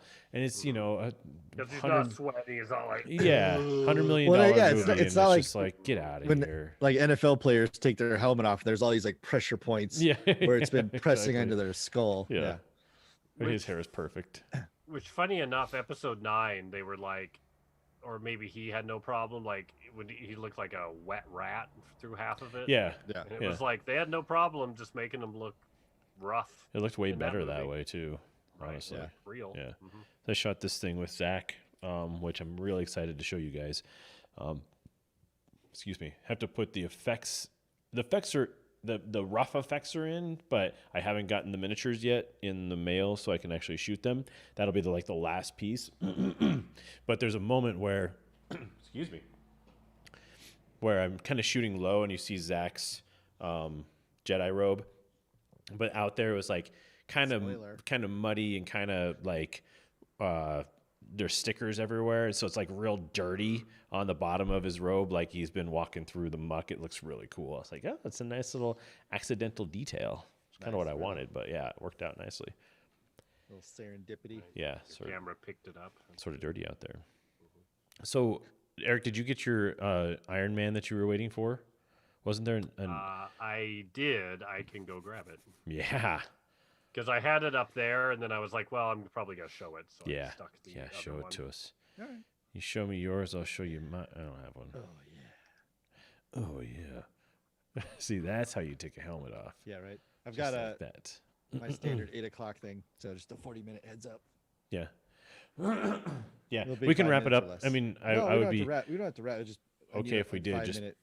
because yeah, I We mean, got stuff to work on. You're more excited to stuff work, to work on on, your yeah. short film. yeah, before I Talk to before us I pass a-holes. out, yeah. It was like I just had a raging. I don't get headaches like ever, but after yesterday, I edited Oh, all the day. focus, like the Yeah. And then we shot the thing outside, and it happened to be 7,000 degrees for some reason yesterday, which is great. It worked out perfectly because it was warm, but I definitely got sunburned. Then I came back and I edited till like 8 or 9, Yeah. and then I watched Die Hard, and then I got out. It's just been the cycle. So I was just like blasting headache today, and so I ate almost an entire medium pizza from Domino's, which is just terrible. But I did it, and I feel better now. Good. Yeah, just put it through through my face. When you're like, just don't think about it. If I stop, I won't finish. Yeah. Yeah. Yeah. Yeah, you don't think about your stomach. Don't think about what is going to happen Oh to yeah, it. it's like chicken wings. Yeah. As soon as you stop and slow down and think about how many Then wings you've had, you're done. just realize, oh boy. Just be a fat, grotesque American and Yeah, just put them away. power through. Think about how many kidney stones you've had. Oh, Woo! yeah. There's one kidney stone between the three of us. All right, let's see it. Did you got the Not your stone? kidney stone. I don't want to see Yeah, your not kidney that. stone. Don't see that. I already gave it to the lab. Yeah. It was teeny. Wow, look at that. So it'll look, yeah. I mean, it's the same size as that other one, but this is the die cast 6 Wow, scale Mark that's 7. pretty sweet. Yeah, that's nice. Is it heavy? Fully posable. Yeah, it's 2 pounds. Yeah, it looks The like it's got figure some heft. itself. Yeah. Mhm. And here, let me see. Let me get out the goodies. Yeah, show us his haunches. Hey, look, and Expose there's a your Venator haunches. class Star Destroyer behind you. Oh yeah, You got a big one. Nice. Biggie. Yeah, yeah. These things are the at the Ravel one, yeah, Nice. just real hard. It's like $100+ if you do find it anymore. Really? Oh, so that's the actual model. It's a model. yeah. Oh, wow. Nice. That's cool. Yeah, all the... What? That's awesome. We are seeing a Yeah. Tony Stark head inside of the Iron Man. Does it open up, or is that like an extra head? So it's an extra head, and then it's got. So it's like the battle damaged end of the movie when the Hulk rips his mask off and it's like, is he dead? And then he comes back to life. So yeah, it's got magnets. So you can Wow. pop the helmet on. Oh, So wow. this one doesn't light up, of course, because it's got the head underneath. But Yeah. the other one does. So, yeah. So what we're looking at for listeners, if you didn't watch last week's or you haven't watched it all, is that there is a market of action figures or posable, not models, but highly articulated. highly articulated 36 plus points of articulation renderings, physical renderings of stuff. And what Eric has is Iron Man, but this is crossing the line between like the old school GI Joe with like a handful of 6 plastic guns and maybe like a rope that's definitely not rope, it's just plastic, and to the point where what he has now comes with 10 plus molded heads, various hands, feet. Whoa. How many It's- heads does it come with? It comes with, let's see, 2, 4, Yeah, these are photo, video set- ready. 8 different sets of hands. So, or 4 different sets of hands. Yeah, you're getting into the high end, ultra detail, is- super collector. Nerds Type that stuff. spend way too much money. Yeah. Yeah. It's like there's the hand. How do you that has decide what the to do with him? How do you decide what pose? Do you just pick like, hey, Well, Tuesday's this day, Wednesday's battle damage day? Exactly. I'll Yeah. do a thing, and that's that. So yeah, the one I have now. So to show how detailed it is, the fingers are articulated.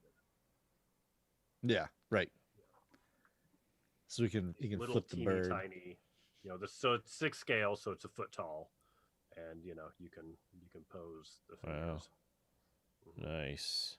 I like Yeah. it. Yeah, this is the think about the most detailed model of something you can think of, and then ratchet it up like 2 more levels. Mm-hmm. Right, because That's how now detailed this stuff is. It moves, and this one, yeah, it's got little hip flaps to be able to move the legs. Wow. Dang. It's So, pretty much like, however you want. The knee articulation is like Wow. ridiculous. Yeah, That's pretty cool. like there's Arms. should be 0 limits on what your imagination can pose or create these Right. things into. So this one, Careful it's what you like wish for. it's like a rebar that's screwed into a base, and then it's got this heavy duty clamp that holds the figure in, so you Oh, can wow. have him. He's still kind of too heavy where it doesn't clamp to the bar in the back quite well enough. Where Hmm. if he doesn't have foot contact, he'll still just kind of slide down. Mm-hmm. Oh, sure. But yeah, it's cool. I need to not buy any more Iron Man ever. Right. Well, So, never say never. I bought all this. Looks freaking cool though. Yeah, it's cool. Oh yeah, and then just real quick, I'll show the part of the pod because this is the one at the end of the first Avengers movie that breaks out of the building when he's falling down Stark Tower and comes to his rescue. Oh, and this has battle damage. Nice. Just they packaged it with the battle damage on it, so you would flip it out when you do the pod because it's fresh then. Wow. So again, yeah, you can make this figure to some degree battle damaged version. It's got the little lasers that track Wow. to his wrists. But that, if you have that set up, then your figure, it's not Iron Man, it's the pod. Interesting. So it's like if you're mega rich, then I guess you get a second one and you have it pod mode next to the full figure. Yeah. Wow. That's crazy, man. Yeah, it's a ridiculous thing, but yeah, Well, there's some. a treat to myself. Yeah, you deserve a treat. Pop Pop Give gets a yourself treat. Yeah. Yeah. Treat After- yourself. Treat yourself. Parks and Rec. After you've been going hard since pretty much the beginning of the COVID. True. So- Pandemic hit, and I went. Yeah. I better work. Yeah. Yeah. I gotta go. Go. I got no money. Now you got money and you got Iron Man, or maybe you don't Yeah. have money now because you got It's a Iron win. Man. Yeah. Well, Nico, you got something new behind you. Sure do. Yeah. Yeah, you do. It's pretty good. Yeah. Oh. The You want Ecto me- you want- One. Lego. you want Yeah, me to get close it. Get it. We want to see the Legto One. Did that work? No. The what? The What'd you Legto One. say? Legto Lego. I don't know. Trying. It's pretty cool, man. It's big. It's bigger than I thought it would be. It's a monster. Yeah. It's as long as the Batmobile. So it's like 2 feet long, 18 inches tall. So for the listening audience, this is the Lego Collector's Ecto One. It's modeled after the new movie Wah, wah, Afterlife. wee, wah. So it comes with stickers for Rust, Oh yeah. but it is in the old style of the Cadillac Comet. I'm glad they didn't just use the second movie version. That they went back Right. to the original. Yeah. So it's got a little Cadillac sticker. It's got, and this is what's great about Lego sometimes is that Got an engine.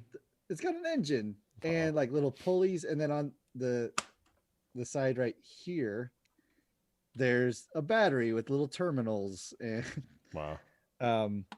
the inside with the only downside of this is there's a lot of really cool detail on the inside, but once it's all buttoned up, it's impossible to see Yeah. inside of there. But there's little like gauges on the front here. The top of this thing is pretty dope. There's like little nuclear reactor and like different stuff. Yeah. All the hoses Something new and for what this have you. movie is in the back here, there's a little, maybe if I can get it out. Well, if you pull this section, So what's Like a little slide out the back there's a for a it's- trap. if there's a trap up there, it is. Yeah, a little trap on wheels. Ah, So it's like a remote nice. controlled trap. So that's a little thing for the Oh. movie. This set also has Does it have the side seat kick out that's in the trailer? I'll see if I can do it Oh, yeah. without dropping it. There's Maybe. like a trigger underneath. Yep. Yeah. Nice. Whoa. That's great. Nice. So yeah, Wow. that comes out and it's on a spring load. Just like the Ninja Turtle van. Yeah. And then there's like Yeah. on the top here, there's some stuff. But then as the wheels, maybe. Oh, does it spin? Yeah. Oh yeah. Hold on, I gotta get the right one. There it is. Wow. So there's a little like radar thing, a little sniffer on top. That's cool. That yeah, it was a long build, to be honest. It was over 2,000 pieces, right? Yeah, like 2,400 2,400 pieces. I did it. I didn't do it succinctly. I mean, I did it in one shot, but I had stuff going on. There was watching football and stuff like that. But yeah, it took me all day, pretty much from Yeah. like 10 a.m. to about 7 o'clock at night. There's some meals and stuff in there, but so it was an all day build. A lot of Dang. fun, a lot of really cool. Um, what's great about the collector series with Lego stuff too is that there's I don't know if you can see them. Nope, everything's in the way.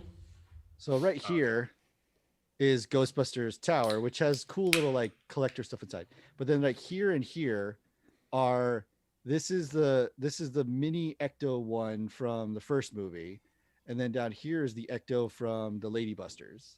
Ah. Okay. And they have good detail and they're detailed, but like this one, like I said, there's a whole axle driven gear system that connects the steering, like the steering wheel works and it shifts the wheels. When the back wheels spin, like I said, stuff spins on top. So there's a lot of stuff you can do in a better detail in a larger model. Yeah. It's not like you're not forcing in um, some imagination when you're like, oh, just look at this, and that kind of looks like a grate.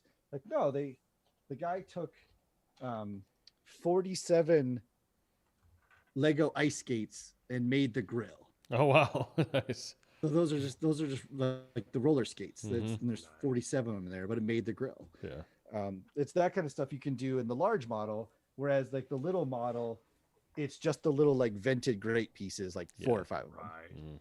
Right. So yeah, it's stuff like that it's super good and it's fun to build and it's fun to.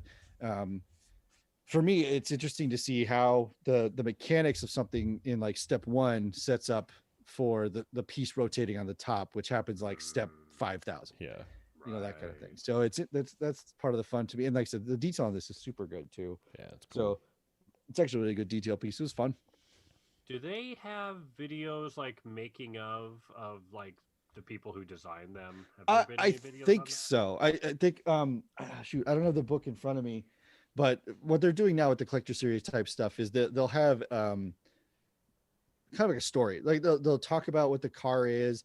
They'll have a subtle interview with the designer when they talk about the pieces that they wanted to focus on and how they kind of came up with the idea of stuff. And so there is a little bit in the booklet itself about the making of the model and how, like in this one in particular, like it looks round, right? Mhm. Like it's got Yeah. rounded Mhm. edges, Right. but Yeah, it's not Legos blocky at all. are not round. So there's a lot of really cool, like unique pieces in here that I've never seen before. But there's also a lot of really clever tricks that they've done with like kind of borrowing from the Technic world, which is more gears and structure, but like putting things on cantilever with these little nubs that poke out, and then you line up this piece at a diagonal um, so that it fits. Like shoot, sorry. So like on the back here, like that looks like it's a curved rounded piece, Mhm. but it's actually a piece set at like a 33-degree angle that's connected with two little studs.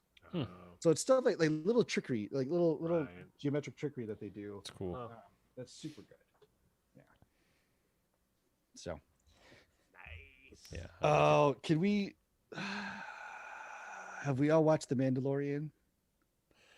No, I mean, oh wait, it's Thursday. Yeah, I'm caught up from last week.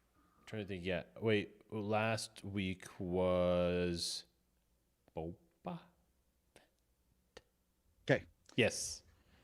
So Okay, we're talking about The Mandalorian, folks. If you are listening right now and you have not seen up until episode 5 or chapter 5, what are they calling it? No, they're calling it chapter like 13 or 12 something. or Yeah. well, so Don't we don't. I listen. don't want to. I don't want to kick our listeners out. All two of us.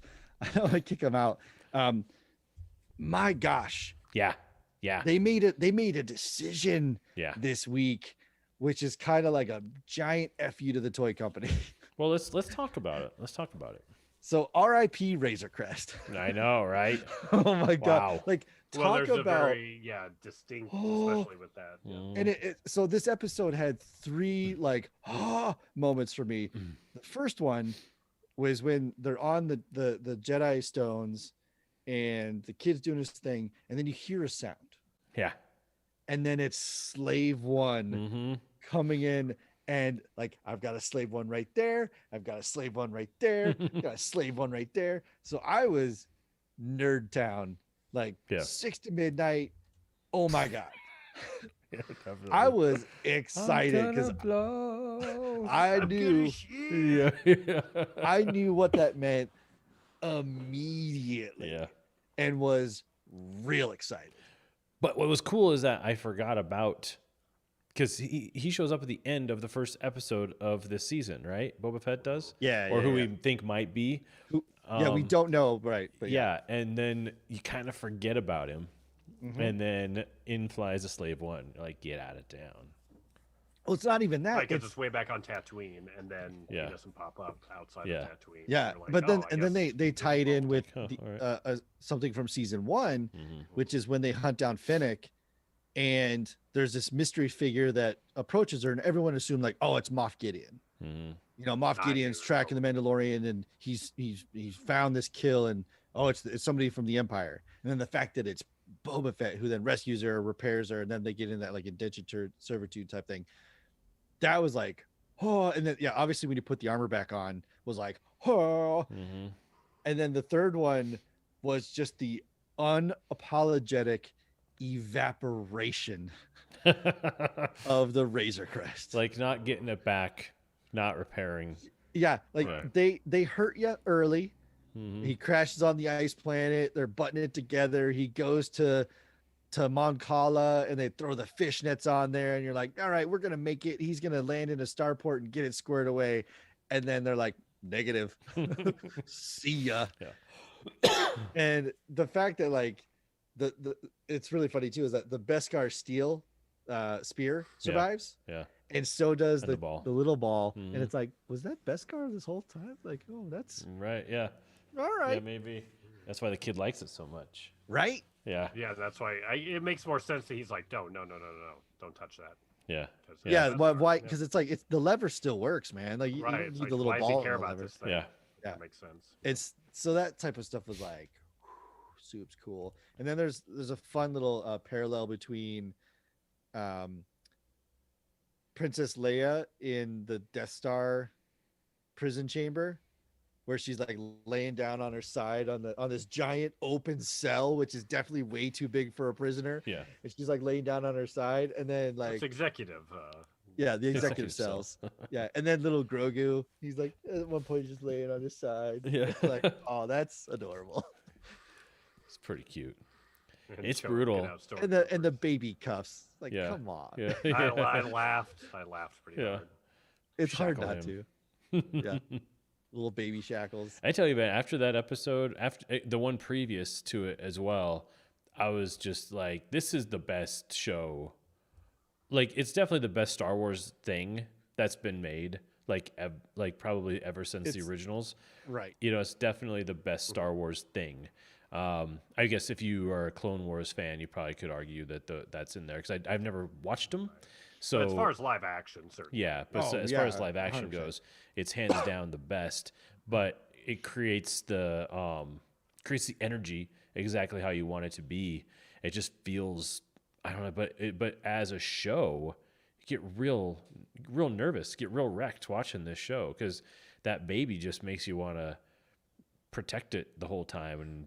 So there's so much yeah, about it man. that gets in there, and then this episode was actually directed by Robert Rodriguez, I which saw I thought that, was yeah. pretty cool. Yeah, because you're watching these, and the shows are just on a different level when it comes to like action and just set, production design, costumes, all that kind of Oh, yeah, stuff. this season especially. Yeah, it's bonkers about it. And I was like, after the Ice Planet Oh, sure, it'd be episode, like- I was like on the fence. I was like, ugh, is this gonna like be good, or is it just gonna be every episode's just Sunday morning, sit and eat your cereal while you watch the X-Men do something goofy? Is this what we're gonna see? So then when it started to get crazy mature out of nowhere, and then what's his name from Watch the X-Men do something. yeah. Yeah, I mean, when you see the guy from Breaking Bad being the only guy who's being mean to baby Grogu, and so it's just like I just hate him. Just like I hate him. Even though I know he's an actor and I know it's a puppet, I hate him. I hate you so much. I hate you so much for being mean to Grogu. And I was expecting a Jedi to show up though. Didn't. Well, So we that'll be I think interesting to see what happens. we talked about this last week of how the mechanism of having him broadcast is such a great way to you just milk that for like 4 episodes minimum. Oh yeah, yeah. And they just go right there and he flips the light switch on and it's like, oh, somebody shows up like that, which is why I loved that it was Slave One and not either the Empire or a Jedi. Mm-hmm. I love that it was something that we had intentionally forgotten about, Yeah. Right.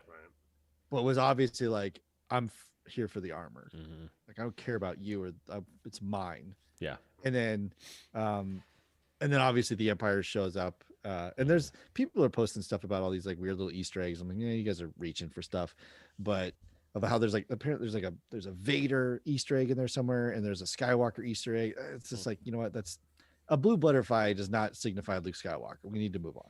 Right. Right. Yeah. But What like- was it? Does it signify something though? It's something from the because I guess on the planet when Rey finds Skywalker, I guess there's like blue butterflies on that little island or something, and it's like you guys are killing me. Yeah. Like there's Lothcats all over the Mandalorian, but you don't see me losing my mind about waiting for Ezra to show up. It's like so. That was one of the nerdiest rants you've gone on in a while. Oh man. I love it. So Andrew and I were eating, and it was right after the Ahsoka Tana episode. I went on like a 35-minute long brain dump, and man, she was a sport. She sat there Yeah. the whole time And just listen to you Was talk she about and like- listened Ahsoka. to me do it. Yeah. And at the end had Mhm. questions, and I was like, and she's Oh. like, yeah, that was probably, and this is a joke we like to make. She's like, you owe me a pair of panties because you just evaporated mine. And I'm like, all right, I Yeah. get it. Not in a good way. It's because they've turned to dust because it's so dry.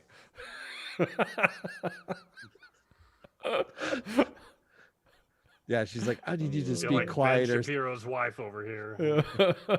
Some of these other women are gonna hear you. I need you to keep it down. Yeah. Like, all right. That's right. Oh, you're gonna You're make. shooting off the pheromones now, buddy. Gonna have to board this place up. They're gonna come like a zombie horde. See, I thought she meant if you gotta keep your voice down, you're making other girls sterile. Just please stop. Oh yeah. No, it was Like, good stuff. Man. who needs involuntary sterilization? Let's just get you on a bullhorn. Start talking about Ahsoka. Oh yeah. That's So. great. It is a great show. Ahsoka, your drawers. Ahsoka, your panties. Ahsoka, your Jedi undies. Undies. Your Jundies. Well, it's been a very Star Warsy couple of weeks, just with all the good Star but Wars it's stuff going so on, and Good. You and your own. yeah, me in thing, my own yeah. world. Watch the, I guess that was Thanksgiving when I watched the Star Wars Christmas thing. You The know, Lego the Star Wars Lego holiday Star Wars thing. thing, which is I pretty started fun. watching. I didn't get too Yeah, far. yeah. I stopped it. It's but- pretty fun. I mean, it's hectic. It's bonkers. Like it's a weird. You know, when I watch old cartoons that I used to like Animaniacs and stuff like that, or like when you watch G.I. Joe, you kind of wonder, like, was everyone on cocaine? Like, what were they thinking when they wrote Yeah, this? who's got Like, a 10-second attention span? String Yeah. together 100 of those. exactly, and no holds barred. Like, you can write anything you want and just throw it in there, and you can make Lego Darth Vader say anything because he's Lego Darth Vader. Oh, yeah, it it's doesn't really Lego matter. first, Darth Right. Vader second. Yeah. So there's a lot of freedom in that. But it also kind of opened up a lot of like ideas that, for stuff that I like to make. And I was like, because we ever made like a Star Wars thing, like even when we were in high school or I don't think we The tackled it. closest No. Thing was the green screen making fun of like making Phantom Menace. Right. Supposed to Yeah, be yeah, done. yeah. We did do that. But yeah. But besides that, we never really went there. But I think part of it was technological limitations. We couldn't make lightsabers and Oh, things yeah. like that. So exactly. Yeah. So that's been really fun. So Zach and I shot that thing yesterday, and I edited it already. It's done. Well, So it's done-ish. done. Like Except it's I have he to had get the the models armor still. done. Oh no, this is a totally different one. I decided I was gonna make a part one, Oh, which okay. was so it's kind of like the moment before the one that I told you guys about last Oh, week, okay. or a few weeks ago. Yeah. Because I was like, oh, it'd be cool. Because I wanted to shoot something, but we didn't have the armor yet. So yeah, so we shot like kind of like the pre, The the prologue. yeah. Because I mean, it's a short. It's gonna be like a short in 3 parts maybe. So I just shot part one. It's a minute plus and just real short, but it's cool. So I'm waiting for the toys to get here so I can actually shoot the miniatures. Waiting for my Did you toys. find everything else? I did, yeah. Yeah, I got that. It's a 3D printed Star Destroyer that I got, which looks pretty cool. Right on. And then, but they're so big and they're so in the distance. The detail will be nice, but it's not really, a big deal in You terms kinda of. I fudge don't, the I don't even edges know if there, I'll yeah. have to paint it or not. We'll see how it looks once it gets here. But then, and I got the little tiny, like the 2-inch gunship. Oh, yeah, the gun. Yeah. Because it's going to be again kind of in the distance and kind of the way that I shot it into the sun, it'll look kind of cool. But yeah, so it'll be fun to put that together. So I've got a rough What are cut. these guys? Yeah, I think it's that size. Yeah, except the guns are all every single one on eBay. The gun is curved. The gun's on the top. So I don't know how I'm gonna have Probably to get 'cause they those got bent. straight. Yeah, Are they titanium or maybe yours aren't? I Yeah, don't know. this one would crack. So I don't know what the hell this one is. Yeah. I guess I bought this crap over so many years. yeah, but it'd be fun. So yeah, so you got to export the meta also in tandem with this because the purpose of making this video, the Star Wars movie, is to so I can make like a review of the camera that I use because like so many cameras came out this year. Basically, the camera that I use, not that it's obsolete. The whole conceit of the video is that by no means is it outdated. Like it's still completely relevant and will continue to be. So I wanted to make something to kind of show that, to prove that was the case. So Yeah. so it's cool. Yeah. So I'm liking it so far, but it's been the last 2 days have been just like, so I basically got Pushing out it. of this chair to go home and eat and say hi to the pups and to the fam and stuff like that. It's just like, but other than that, just going hard. Feels good. Yeah. And Immersed. something for yourself. Yeah, exactly. Been doing a lot of like just obviously all client work 'cause that's my job, but have been having some disappointing client relationships. So Well, I mean, you're decided- gonna get that. That's not unique to you. To Oh, your no. scenario. It's that hard, especially when you work in a creative field. It's hard because there's that line of, well, you're paying me for your vision, but you've paid me to do it because I also right. You want my have vision. a vision. Mm-hmm. Right. Yeah. So it's like there's that weird balance of trying to accommodate the need and like how much of it at the end of the day are you willing to be like, all right, I don't like that, but you're really jazzed about this, so I'm not going to push back too hard on it. Yeah. There's And a that's the creative thing. balance I there. think what it's taught me to do better is get specific with the client about what it is that I'm going to make for them. Yeah. But the thing is, most people, I would say 90% of clients don't really know. Right. They just see Until a they video see that it, I've they're done. not going to have a reaction. Yeah. right? And so when the reaction is no reaction and it's like, oh, I kind of want this. I found a video that I like. Can we do something like this? It's like, well, I've already made 2 things for you and you don't like them. And frankly, you want me to make you something that's way worse than I'm willing to do. Like it starts to get into really interesting territory where it's like, do you just come to an amicable agreement and say, I don't think that our visions are aligning, or do I slum it and just make the schlock that they want? So there's no answer for that, right? This is we're getting into nerds after business dark, but like there's a it's I'm trying to think of without because I know details. It's kind of like when you're on the hunt for a new job, right? There's a point where if you currently are employed Mm-hmm. and you are looking for something that's better for you, you can say no a Mm-hmm. lot easier than if you're unemployed, been having a hard time, and something comes to you. Mm-hmm. So it's like it's in that nice to have, nice to be type scenario where you're like, there's a certain point where you can be like, you know what, yeah, I'm not really into selling boats. Let's just use that. Okay. Like some guy sells boats. He wants you Mm-hmm. to make you like you're not familiar with the water. You know it's just not your foray. You're not, and they just all they want to do is show the engine the whole time. And you're like, no, but you sell boats, not engines. Like, and they're like, yeah, but this is everyone likes the sound of boat engines. Like, who? Mm-hmm. And it's but they're like, no, this is what I want. This is what everyone else is doing. That's what I want. And you're like, yeah, but maybe since you sell boats, maybe we make a video with boats in it, you know, not Mm-hmm. just and let me show the product. Like, yeah, why don't you come into my factory? Like, so you paint boats? Mm-hmm. No, but show these guys painting a boat. Like, but no, but you don't sell Well, so paint, you that's what sell was. boats. I didn't realize that was one of the issues that I was having. I didn't realize that's what it was until you mentioned it in our text thread, Yeah, where yeah, I presented videos that were consumer centric, yeah. and this particular client wants videos that are Business centric. process centric, and it's like because in a way he's B2B because but not really because when you sell to a business they're using that product in a practical application, so Yeah, really it's a Yeah. B2C business. So what you need to do is show people what show the consumer what they would potentially be using this stuff for.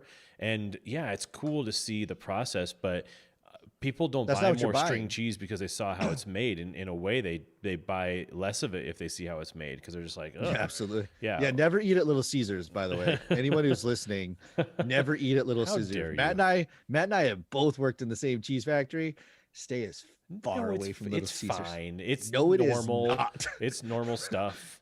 It's There is a thing called remelt, yeah. which is It's what happens when I scrape it off the floor no, and no, remelt it it. doesn't. It's not like that anymore. Trust me. I've seen that It's not like that machine. anymore. Your version of the factory is a really outdated model. So, bro, There's a some I point when ran you the ate. show. I ran the show. I know what it's like. I It's hated Little Caesars nights because yeah. it was like, It's not like Where that. does Trust the me. Celeste oh, that brand? Where's their cheese? Celeste's. 'Cause The that's like the cardboard of. but you know what? Good yeah. cheese. Papa John's. Papa John's had mwah, But it is interesting top shelf because cheese. there's not a when you're in a creative so the point was though that like okay, I had this challenging week and Yeah. not just one client, like this is like the third one that's not happy with the work, and this is the first time this has happened. And so I had to step away and just say no more client work this week. I'm making something Yeah, sure. that I want to make because I know that the thing is though is that like what I'm really obsessed with the idea though, like it doesn't count unless people see it. So I have to make something that I'm going to put out into the world. Yeah, And yeah. so I'm making something to put out into the world because my intention is that I want to make more of this and less of this. So I want to make more of this, so it's kind of like I'm signaling the universe like here, I'm very serious. I'm going to like almost make myself sick this week working on something that I'm passionate about to put out into the world in the hopes that I get more, of that kind of work. So, What but and you it's just look at it, it's like, never like easy. in my field of computers and stuff like that. Like I am at the behest of my customer, which happens to be the company I work for. And that comes from a different world of needs, desires, motivation, et cetera, et cetera. So like it's not like I work for a software company that builds software for software companies, Mm, in which the answer is always it has to be the coolest, fastest, smartest type stuff. Sometimes I get requests for things where I'm like, yeah, but that's not exciting. And they're like, well, it doesn't have to be exciting. This is That's going to the make point the of it. business money. hmm Like, oh, you're right. You know Mhm. what? Yeah. So, but to that side note, when stuff like that happens, it's amazing to have an internal personal outlet where you can say like, you know what, I can clearly separate work from personal work, and that Hmm. I have to do this, but I want to do this. And Yeah. it's nice to be in a spot where you can be like, you know what, I have 2 or 3 days. Let me Make a just Star Wars movie. go down the right. Let me go down this creative angle to reset my appreciation of what I'm doing, where I'm at, et cetera, et cetera. And then, yeah, and then I'll Hmm. go back to this other stuff, absolutely. But if you start going down the rabbit hole of frustration, Hmm. it's real hard to climb out. Well, what's interesting though too is that I get because it's also a balance between the videos that I have made for this one particular client that's not happy, I put my heart and soul into it, man. Like, not only do I put my heart and soul As into you it, should. I was trying new things and new techniques. And also, whenever I'm working for a business, I'm trying to learn everything I can about their business to make their video great. So, when I do those things and then they don't like it, there's a very fine line between uh, feeling obviously disappointed because I want them to like it, just because I'm doing it for them. But you can't let your feelings get hurt because, and you can't be like, but I worked so hard. It's like, yeah, but so Yeah. did they. Like, they're working really hard on their business. I'm working really hard on my business. We're all working hard. That's not the point. The point is trying to, like, find a way to express their vision in a Right. clear and entertaining manner. Absolutely. But I also didn't get a client this week that was a big disappointment because it was, could potentially be a really good client, but I was too expensive for them, which is interesting because I only have one rate. I have a Yeah. rate per video and it's broken down in time. So if you want 15, 30, 1 minute and everything after that's just a certain amount. Um, and then I have a shoot day rate, and it doesn't Yeah. really matter how many hours it is. It's like, you want me to shoot, your product, it could take me 2, it could take me 8, but that's just the rate. Um, and so I've had like nonprofits and child daycare centers and like a single photographer running their own business pay those rates. So it's Hmm. fascinating to me that the person who didn't want to pay them, ironically, say Could have this as nicely absolutely as afford it. possible. Oh, I would guess so because this person runs an online business teaching people how to start businesses. So it's like, so your whole conceit of your business is empowering people to build their empires and to build their Yeah, businesses, but you you're don't not want to willing to throw pay a money at person that. what they ask. So it's just weird. It was, again, I was like, I Yeah. felt like I Yeah. was going Yeah. to I was going to fall into my own black hole trying to Right. figure out, You're but like, are you a pyramid scheme? Is this the whole thing? right. Yeah. Yeah. I know that I'm not the most expensive. I'm definitely not the cheapest, but I'm very, very firm about my Well, no, rate and though. I got to step out in 1 second. So I'll leave you this thought. I don't want to close up, but I'll come back. Sure. But there was I think I talked about this before, but there's a web comic called Penny Arcade where they had I think he's from USC Biz. He came in and was like, I'm going to be your CFO or CEO. And here's why. And he's like, you create things that do not exist. Art is a creation of something that does not exist. Mm-hmm. You create something that is intangible and you make it tangible. Never, ever, ever undersell what you've done. Right. Yeah. Like if you create art and charge $100 for an 11 by 17 painting or whatever, it's $100. If Mm-hmm. someone's like, well, I'll give you 55, then it's not for you. Mm-hmm. Like Right. in the creative now, don't charge a million. Like there's a reasonable area in there, but it's like there's a point where it's like this is what the rate is. This is how much it costs. You're you're going to pay that or you're not. And I'm not trying to upsell like a used car salesman, no offense, used car salesman, but it's like I'm not trying to upsell you to the point where like I get 1 gig and then I'm set for the year. This isn't the Mm-hmm. Catalina wine mixer. Like this is a rate which has been tested and determined to satisfy the creative process, but then also, I mean, it's a business, Mm-hmm. but it's to the point where it's like it's no longer a favor, it's a contract or a job. Mm-hmm. Right. and it's like And it's tying in your experience and what you're going to there's so output right, and the there's so value much. in Like that. it's Yeah. the question. Yeah. A lot of the And times the question everything too that is goes like, into you making it. is how Mm-hmm. much is your time worth, right? Mm-hmm. Like if somebody asks you to volunteer for something and they're like, oh, it's just going to take a couple of days. It's like, well, how much is your time worth? Mm-hmm. Like I'm not saying don't volunteer. That's not the right way for that to come out. But it's like, if somebody eats up a bunch of your time doing something you didn't want, you do need to evaluate at a certain point of like, was that like, oh man, was that worth it? Like, is that in the realm of something that was just like, okay, a classic example is like helping somebody pack up their house to move, right?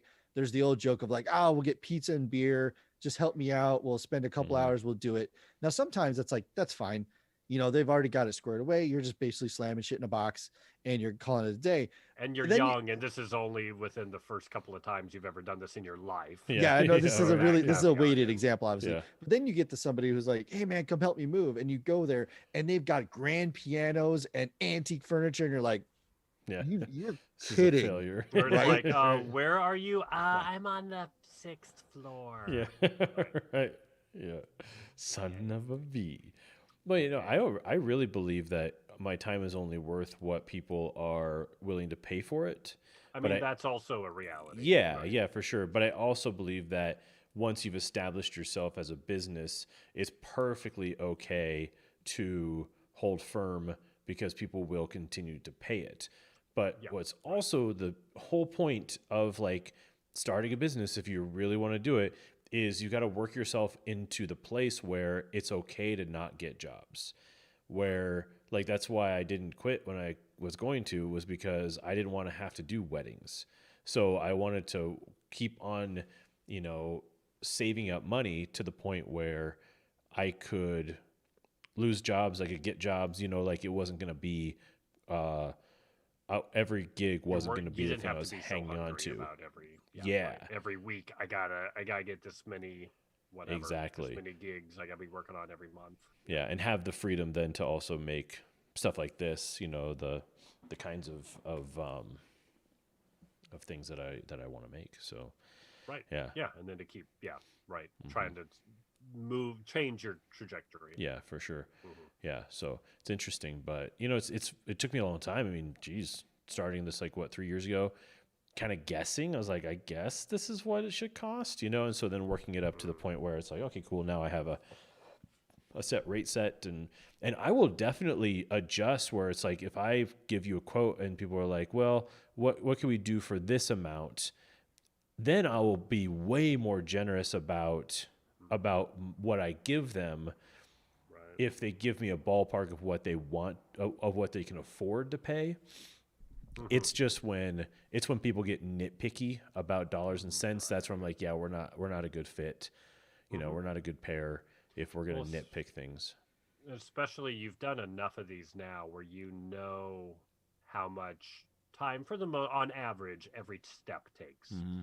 You know what it means to haul equipment to a location. You Yeah. know what it means to set up. You know what it means to capture Mm-hmm. everything.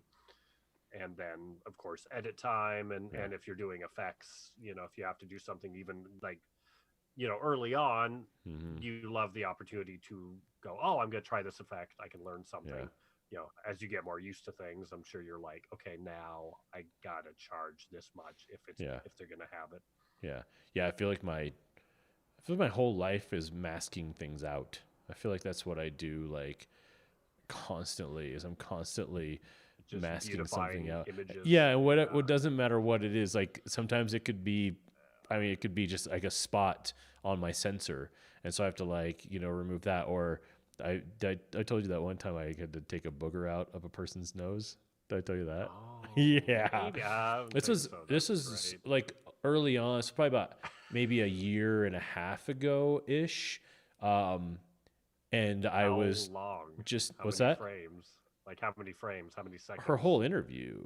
So it ended up being like a grand total of the whole video was about 4 minutes, and so I salvaged what I could with B-roll, obviously. So using her dialogue, but throwing B-roll over the top of it.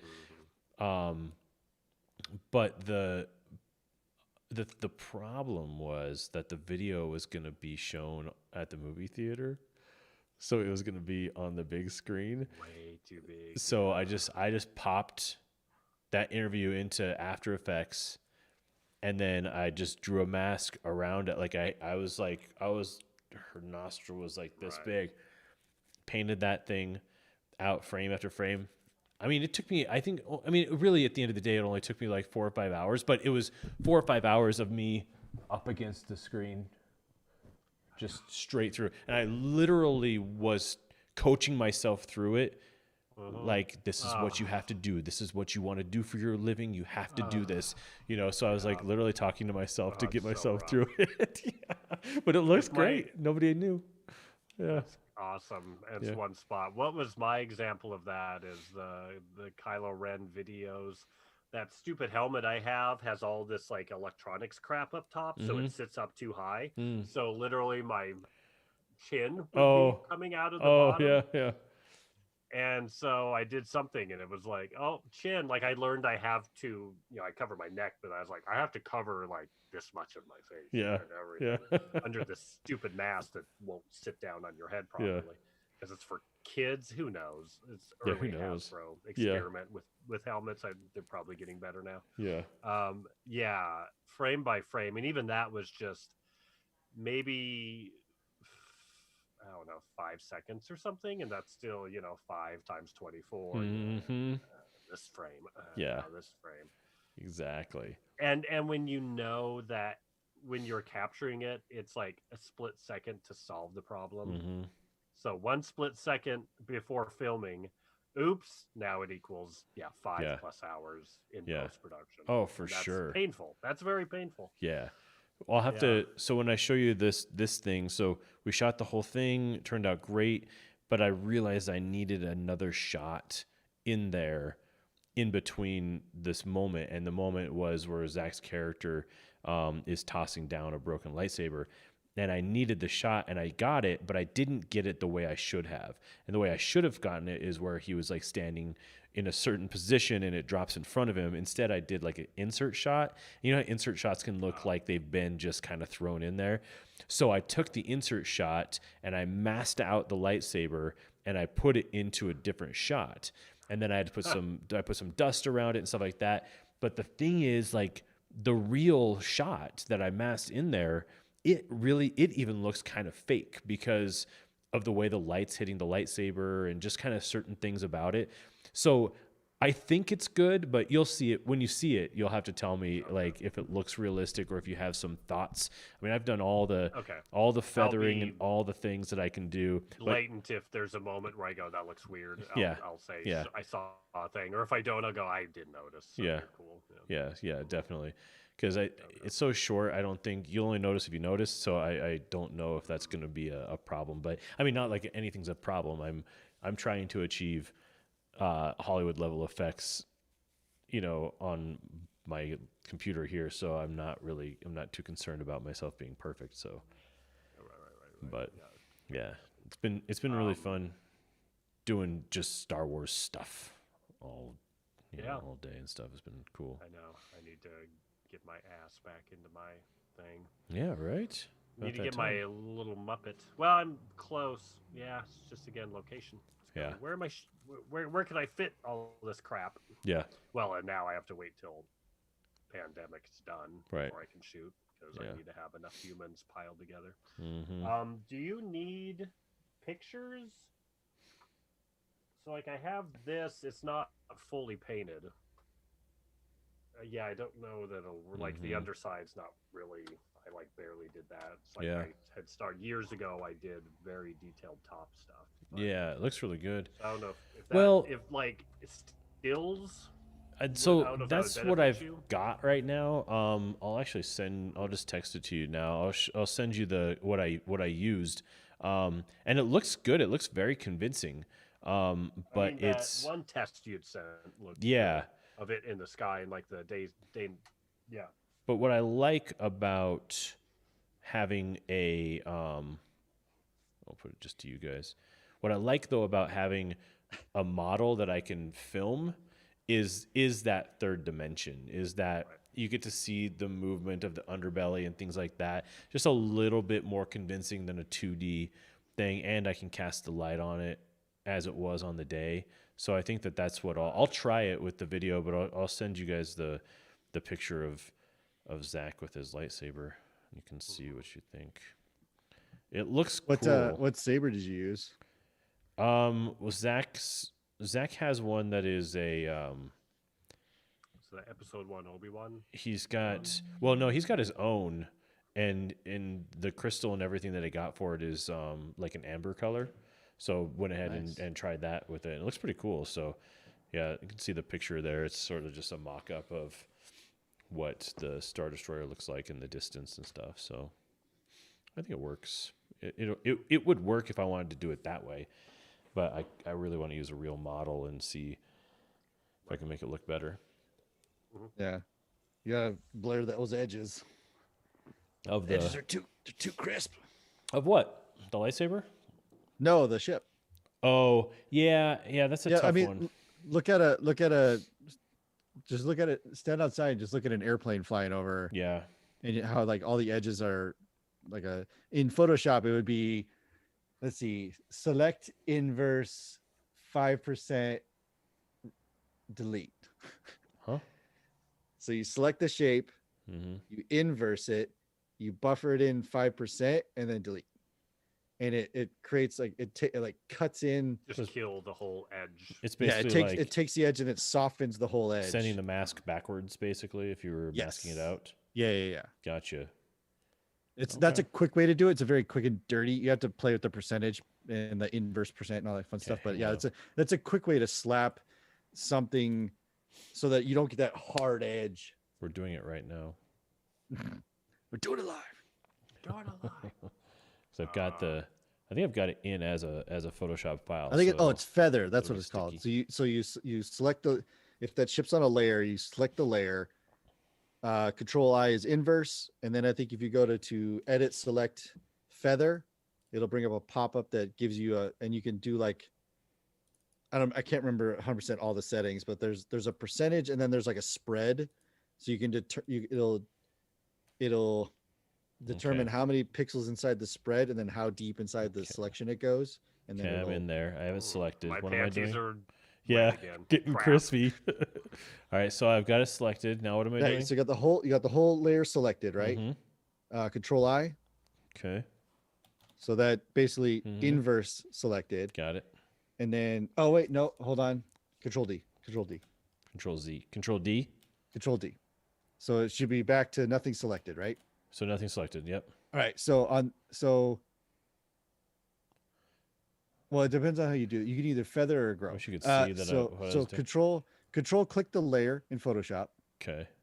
So now that should put it. I'm showing the world what we're doing here. Okay, so got the layer. Now what am I doing? So you've got the whole layer selected, right? Yeah. All right. So then go up to in the toolbar. It's either edit or select. I think edit. Is there a select or selection? Is there a selection in the top? No. There's file, edit, image, layer, type. Oh, select. Yeah. So go to select, and then there should be select and mask. No, is there like a modify or grow or there's feather? Find layers, isolate layers, edit in quick mask mode. Keep going. And load selection. That's it. That's all that's highlighted. That's. Oh, you're using straight Photoshop right now? Elements. Yeah. Color range, because there's grow, similar, transform selection, save selection, isolate layers, find layers, inverse, reselect, deselect. Blah, blah, blah, blah. I'm opening. This is riveting TV, folks. I'm opening up editor to see if I can do it in parallel with you. Okay. Because I don't. It's like one of those things like muscle memory. I know it, but I can't remember. Well, you can. Yeah, if you have it selected and outlined in Photoshop, you can go, is it select? And then, oh man, what is that? Yeah, right. I've got an image here. Give me 1 second. Where you can expand or contract. Yeah, the mask, right?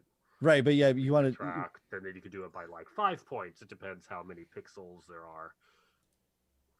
That's something I'll All right, so I'm do. gonna Like do when a I make outlines of Yeah. text, I'll cool do picture of that. myself here. Let me grab this. Let me grab that. I don't have Photoshop on this computer anymore, so I would No. also jump in. I mean, we could all be It'd be so tinkering. fun. It was the best day Uh, ever.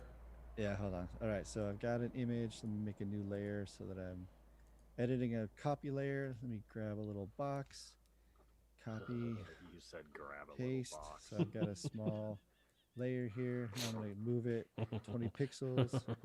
And hit enter, and then right. So I control click the layer that makes it a selection, and then I go to select. You don't have feather? Okay, hang on. What did you do? So Oh, I'm gonna oh, play with my iron. gotcha. Yeah. so go to feather, right? It brings up the feather selection, and then you go feather radius. And right now mine's 5 pixels. So if I do 15 pixels, Where did you which is find set, feather? that's why you do it the other way around. Sorry. So right. So Control D. Let's start over. Control D is deselect. Control D is Mhm. deselect. So now Control click the layer. Yep, got it. So that should select the whole thing. Control I, Control inverse the selection, Got and it. then go to select feather. Select. I don't see. Feather's not an option. Oh, got it. Modify feather. Cool. Okay. Feather radius 15 pixels. I'm not sure how big your source image is. Does it? Do you have? That's a little too much. Yeah. Yeah. So like depending on how, and this is just for example. So go with 5. 5's a nice even number. Go with 5. Okay. Good. Yeah. Now hit delete. Okay. Hang on. Whoops. Okay. Okay. So now, did it Deleted the inside. it deleted the inside? Yeah. Oh, not the outer. Yeah. rim. Well, if you get back to that, can you just cut and paste and then delete your other layer? Maybe. Right? That sounds that what Control backwards. I. Select. So if it wants to get rid of, Modify. yeah, you've like contracted Feather. in, right? You've selected it and then it's popped Mhm. in a little bit. So if you just cut that out and then paste it on another layer, then you've got what Nick's wanting you to achieve, right? Okay. Yeah, possibly. Yeah, it deleted the inside. Deleted the guts. Hold on. So if I click the layer that's selected, Control Shift I does inverse. Select feather, 5 pixels, and then delete. We're doing the Arrested Development phone gag.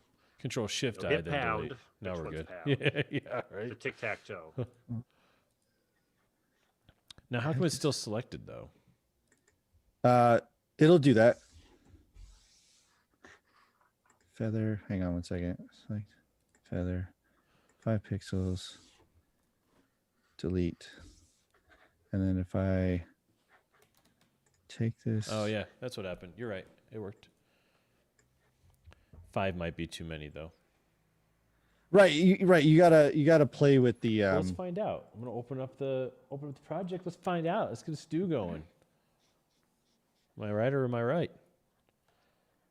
You're right. Since it's sticky. So right, so what you're trying to do with this is, let's say it's 1,000 pixels long, right? Yeah. If you feather in 5 pixels, that's almost nothing, Right. on an edge, right? Yeah. But if you go in deeper, Oh yeah, no, you're right. Looks way better. yeah, Yeah, good call. Softens everything in. Yeah. Makes it sit in the sky. Yeah. art degree. Can you also just bring down opacity slightly if you haven't? That's done it, that? right? So that's there's a another little thing you can more do I got too. the Is opacity way down already. transparency. Yeah. Yeah, I kind of assumed. Yeah. Doesn't look Because that like same I coloring was coming through. pulled the highlights up, pulled the exposure up, and then brought the opacity way down. And then now with the feathering, it looks good. I mean, it still looks like a photograph. So, well, you tinker with the Yeah. feather thing, but that was like a Photoshop quick tricks 101 when you're Yeah. just compositing a bunch of photos you snap together. It's just it's a nice cool way to and sometimes if you over exaggerate the feather Mhm. because you're putting on a bunch of other stuff, Yeah. or if you put stuff in front of it, like clouds and stuff, it also helps hide the fact that there's like sharp, angular edges Gotcha. in there. Makes sense. I love it.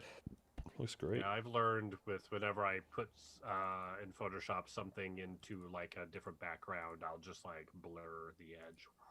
Yeah, you Yeah. get right. Just the There's very edge. there's like Just the the very edge. blur Yeah. tool will do that automatically. There's also like the masking thing, right, where you select it, you make a mask, and then you go to the paintbrush and you do like the spray paint can, and you make the spread really big, and you make it like 20% fill, and then spray paint black, and it basically will mask the thing, and will do you'll get the same effect. Yeah. But Right. it's that's a good one to use when you've got things like anything that's so like right now, if you were to cut me out of my background, I've got some sharp edges that you're gonna get some hard edge, but it's supposed to look like that, right? Hmm. But if I had like big hair, you don't want sharp, you want to see a softness of the edges of the hair because it's not just a uniform like Hmm. so you take that tool and you kind of smash all that out around it with the masking thing, and it gives the hair a more organic, like, oh, I can definitely see that tree behind you through your hair because I should be Yeah. able to. So Right. that's a way of Yeah.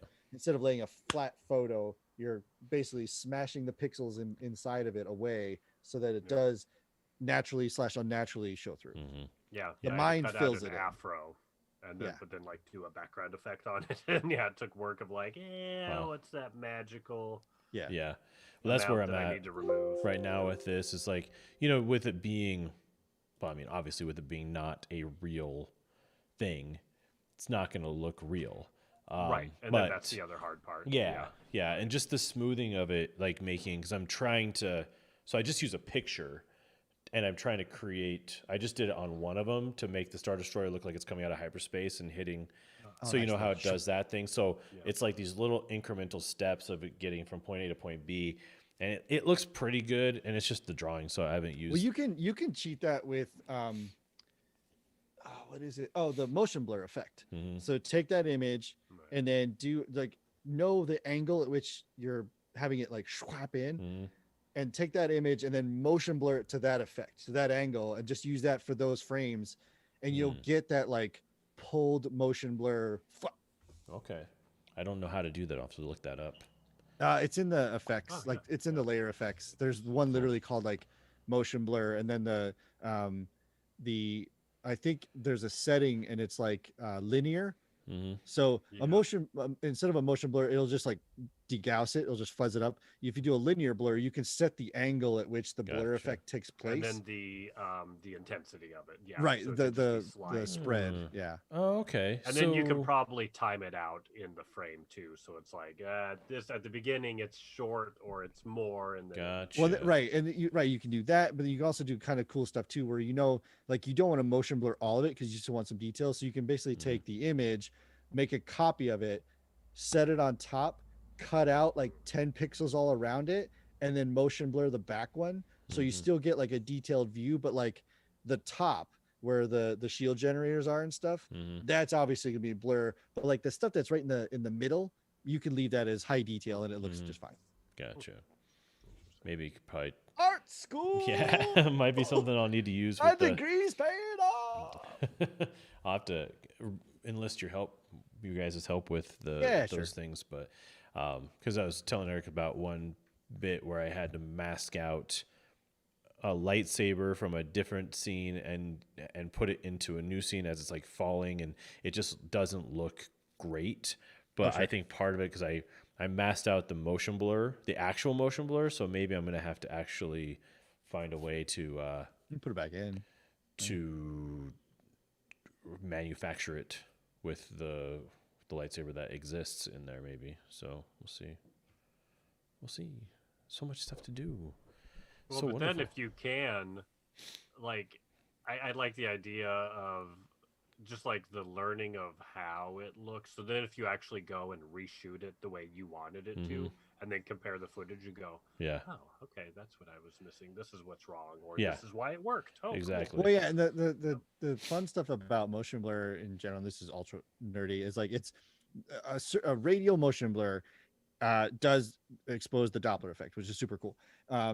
So if you take a bar of light and you drop it straight down, Hmm. all of the light particles are falling at the same speed. But like when somebody's like whipping like they're flipping a sword around, the distance traveled by the light here versus here is so much different. So you Different. get this Yeah. like you get that like Art. Nike swoot Hmm. motion effect, which Mhm. exactly that, which a lot of times they will be ignored, or in some cases like Star Wars Rebels, they over exaggerated it. And if you over exaggerated it, it just is to illustrate speed, the Hmm. velocity at which the light Right. is actually I moving. had to paint So all that stuff in. I did a good thing on accident when I did that thing for Leprino, the Star Wars thing, yeah, Mhm. because we were using actual lightsabers, like the prop ones, because I yeah, wanted to get an actual glow. But what was great is it gave me reference points for that blur, so that right. when they were moving the lightsaber, I knew kind of exactly the plane at which that arch was going to look. So it was really helpful, but Mhm. definitely helped. I mean, that's what makes it look real is when you get Right. that motion blur going behind the lightsaber. In this case, in this one that I've done, it's not, there's no blur. He's just igniting it, so it's super super easy to do. Sure. And there's a new, not new, it's a thing called Saber by a VFX company, and it's Nice. super easy because you just, instead of having to create a mask, the masks are easier if you're doing the actual fights, Yeah. tedious but actually easier because you have full control over the blade. In this case, if all you want is an ignition, it's super easy because you just say point A, point B, start here and there, and it'll do Oh, it and it for goes. you. Yeah, which is Nice. super cool. You just set the speed and everything, so Yeah. a lot The easier. fun part about if you're doing like rotoscoping type stuff too is use the pen tool, Hmm. which is amazing because is it the pen tool? I think it's the pen tool. That's what I Anyway, use. Yeah. you can create easy arches, Hmm.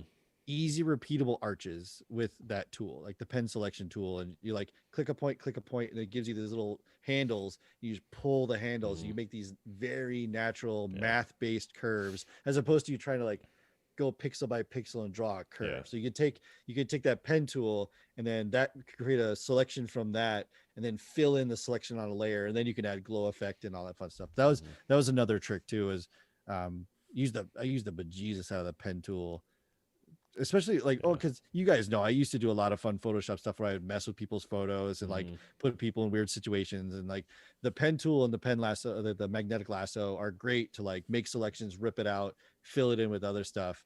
But with the pen tool, on some of the things where it's like, let's say there's a bunch of people and you want to cut a person out, the magnetic lasso is going to freak out because we might be wearing the same shirts and it's Hmm. da da da da da. But with the pen tool, you can just go like click, click, click, click, click, click, click, click, little adjustment here for somebody's shoulder, and like I would click here on my shoulder and I would click here on my shoulder and then just give it just the tiniest little curve. And then from here, go to here and just the tiniest little curve, as opposed to trying to like draw that or use the eraser tool to like draw it out. Hmm. Like that's not gonna work.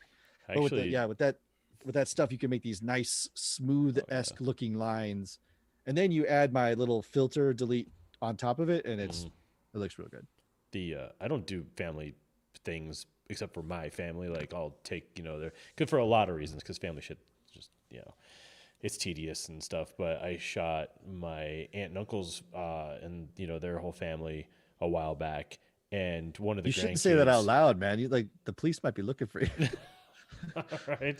No, they're well hidden, and Yes. the one of the kids just never smiled the whole time, and I got like one random smile where he was like, and his eyes were open, like he never opened his eyes, and Yeah. so like I just cut his face out, and the best picture of the whole family, his head just happened to be in the same position, so I just popped it on there, feathered it, and it looks ridiculously real, and it Yep. was just so good.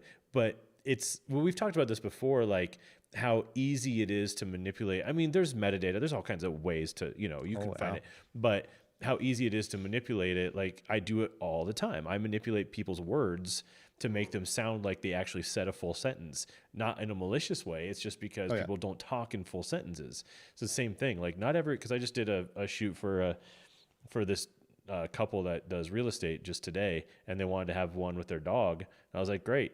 let's do it. And because if I get one where the dog's looking at me, I'm gonna paint that dog out and Yeah. pop him into the picture that you guys look the best in. faces that have to look good in Yeah. one image. Oof, That's why I always tell odds people in just those shrink. situations, don't look at the dog.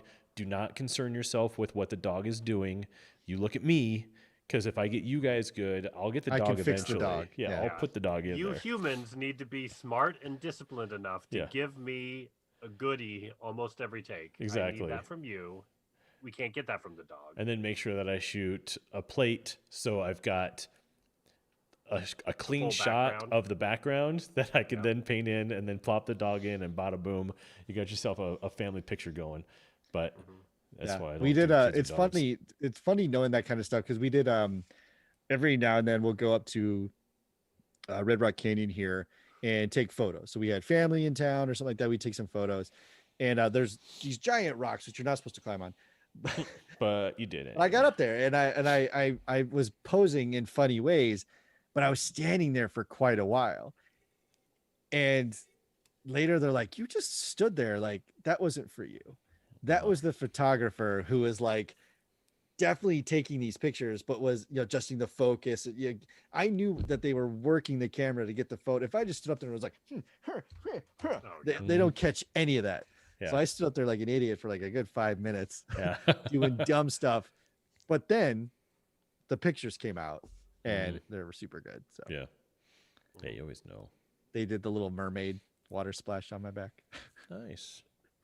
Was it the water? Yes. Well, it was Yeah. photoshopped. did, It was yeah, all like- photoshopped. Yeah, I did the Aerial. yeah, the aerial on the top of the rock, and they photoshopped that in. It was good stuff. What's that thing? It's a squirrel. I don't know. I eat sporks. This one's She's probably my ticking. crush. I think she was my Disney She your crush. number one Disney girl? Yeah. Your Maybe sexual she was. awakening to Ariel. Yeah. I actually never watched Pocahontas, But, honey, but it's she better always down did it where for it's me. wetter. Yeah, yeah. I've never seen Pocahontas. I've Yeah, seen a never lot. seen That it. But I she was my think favorite. we talked about this. There's that Parts. window of films I like belly that we buttons. just weren't for us. Mhm. Yeah. Tarzan. I mean, we were just It was right after. So what was it? Little Mermaid, Lion King, Beauty and the Beast. Was that the power trio? And then after There's that, Aladdin in there after they got- somewhere. oh, and Aladdin, yeah. Yeah. And then after that, I was too old for it. I think it might have been Little Mermaid or whatever it was. Just like after that, I was like, yeah, I wasn't. Yeah, it into was somewhere in there. Hercules was not a thing for me. No, that was- that was on the I recently decline. watched Enjoyable, that but and was yeah. like, hmm It was a hard decline after those 4 movies. Then once you got into the Pocahontas, Hercules, Emperor's New Clothes sort of like world, Emperor's New Groove. yeah, Yeah. that's where it all started to really go down. Oh man, there's a great documentary on Disney Plus right now about the songwriter of in that era of Aladdin, Beauty and the Beast, Alan Menken? etc. still alive or dead? He's dead. No, he's dead. Okay, yeah, so it's not Menken. It's No, the it's guy. The guy who had AIDS, right? He wrote Flip all Yes. the, SpaghettiOs. he wrote the diet. Oh, What's his I name? shouldn't Cleo have said that. Spaghettio? Wow. That was coming out right when you said he died of AIDS. I'm like, Over it's there, already over coming there. out. Flip SpaghettiOs. I think when I do the caption for this episode, it's going to be the hold on to your panties, folks, if you don't want them evaporated. 'Cause in this episode, we talk about Photoshop and AIDS. Flip SpaghettiOs. Yeah, no, I Tragic should know his name. Yeah. I apologize, but yeah, so the documentary is the documentary Tragic is turd. his first name. Yeah. But it's Che- right. It's about him Oh, because the he also did Cheerios. the not Rocky Little Shop of Horrors. Okay. So he took the novel and made it the Broadway play, Yeah. which then got roped into the movie, hmm and then that's when somebody at Just Disney was like, lyrics or the music. He did both because he wrote Beauty Yeah. and the Beast, like the Yeah. song. yeah, Beauty and the Beast, Yeah, Aladdin, like a and lot of Little those- Mermaid are his like Yeah. his power trio. Yeah. But But it's- have you heard him? So they might have had it in the documentary, but I had the cassette tape that came with the takes of him with with a recorder on his piano while he was writing Beauty and the Beast. So like got to like listen to him stumbling through the melody until he found it, and it was pretty crazy. it's amazing. Howard Ashman. Howard Ashman, yeah. Yep. I think it's called Howard. I think that's what the documentary is called. But it's you want to talk about when you see the brilliance of creativity Yeah. in a film, and like there's a couple of markers. The first thing is like no apologies, Mhm. right? Like he was like, this is my style, this is my vision. I know it's hard to work with, but just follow me through it. And then from that, But the look at this fork, magnetism. isn't it neat? Wouldn't you Yeah, say my collection's complete? yeah. But then Didn't you say I'm the girl? the the talent that magnetizes in right behind him Yeah. Yeah. is Oh yeah. unbelievable. Yeah. And But then right it in the all. right like, listening to them, like the songs that we know are the refined polish end result, Mhm. but watching the creative process of them getting into that point Yeah. is bonkers. It's why like Saving Mr. Banks with Tom Hanks and Mhm. Emma is one of my favorite Disney movies because it has them. We know what supercalifragilistic. We know what that sounds like, but you actually get to watch them basically workshop it. Mhm. And Prove it out. again, it's not a documentary; it's a film, Yeah. but the process is still genuine. Mhm. Like they talk about like, well, what if we do this on the end of it and not this? And Mhm. what if everything ends whimsically, not sad? And the words, and it's pretty great. What if it I doesn't have a end? bummer of a song. It's called Supercalifragilistic Expialidocious. It's when our main character dies of AIDS. And then his That family truly drowns was themselves in a bowl of spaghettios. the So pastor. You know, sometimes we don't know why the good Lord gives us a supercalifragilisticexpialidocious, but some people we say have you to catch a trust in His wisdom. supercalifragilisticexpialidocious in the back of a gas station. Some people say that's where it comes from, but I don't know. Some people say, "Ah, I was just looking for a die-hard muffin." Just But looking for a Look at delicious. that! Yeah, the callback. I Circle, love y'all. it.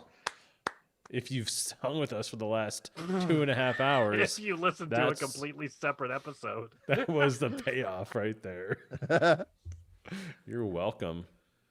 How are your Oh, panties? you know what? Our most popular episode of all time is our political episode.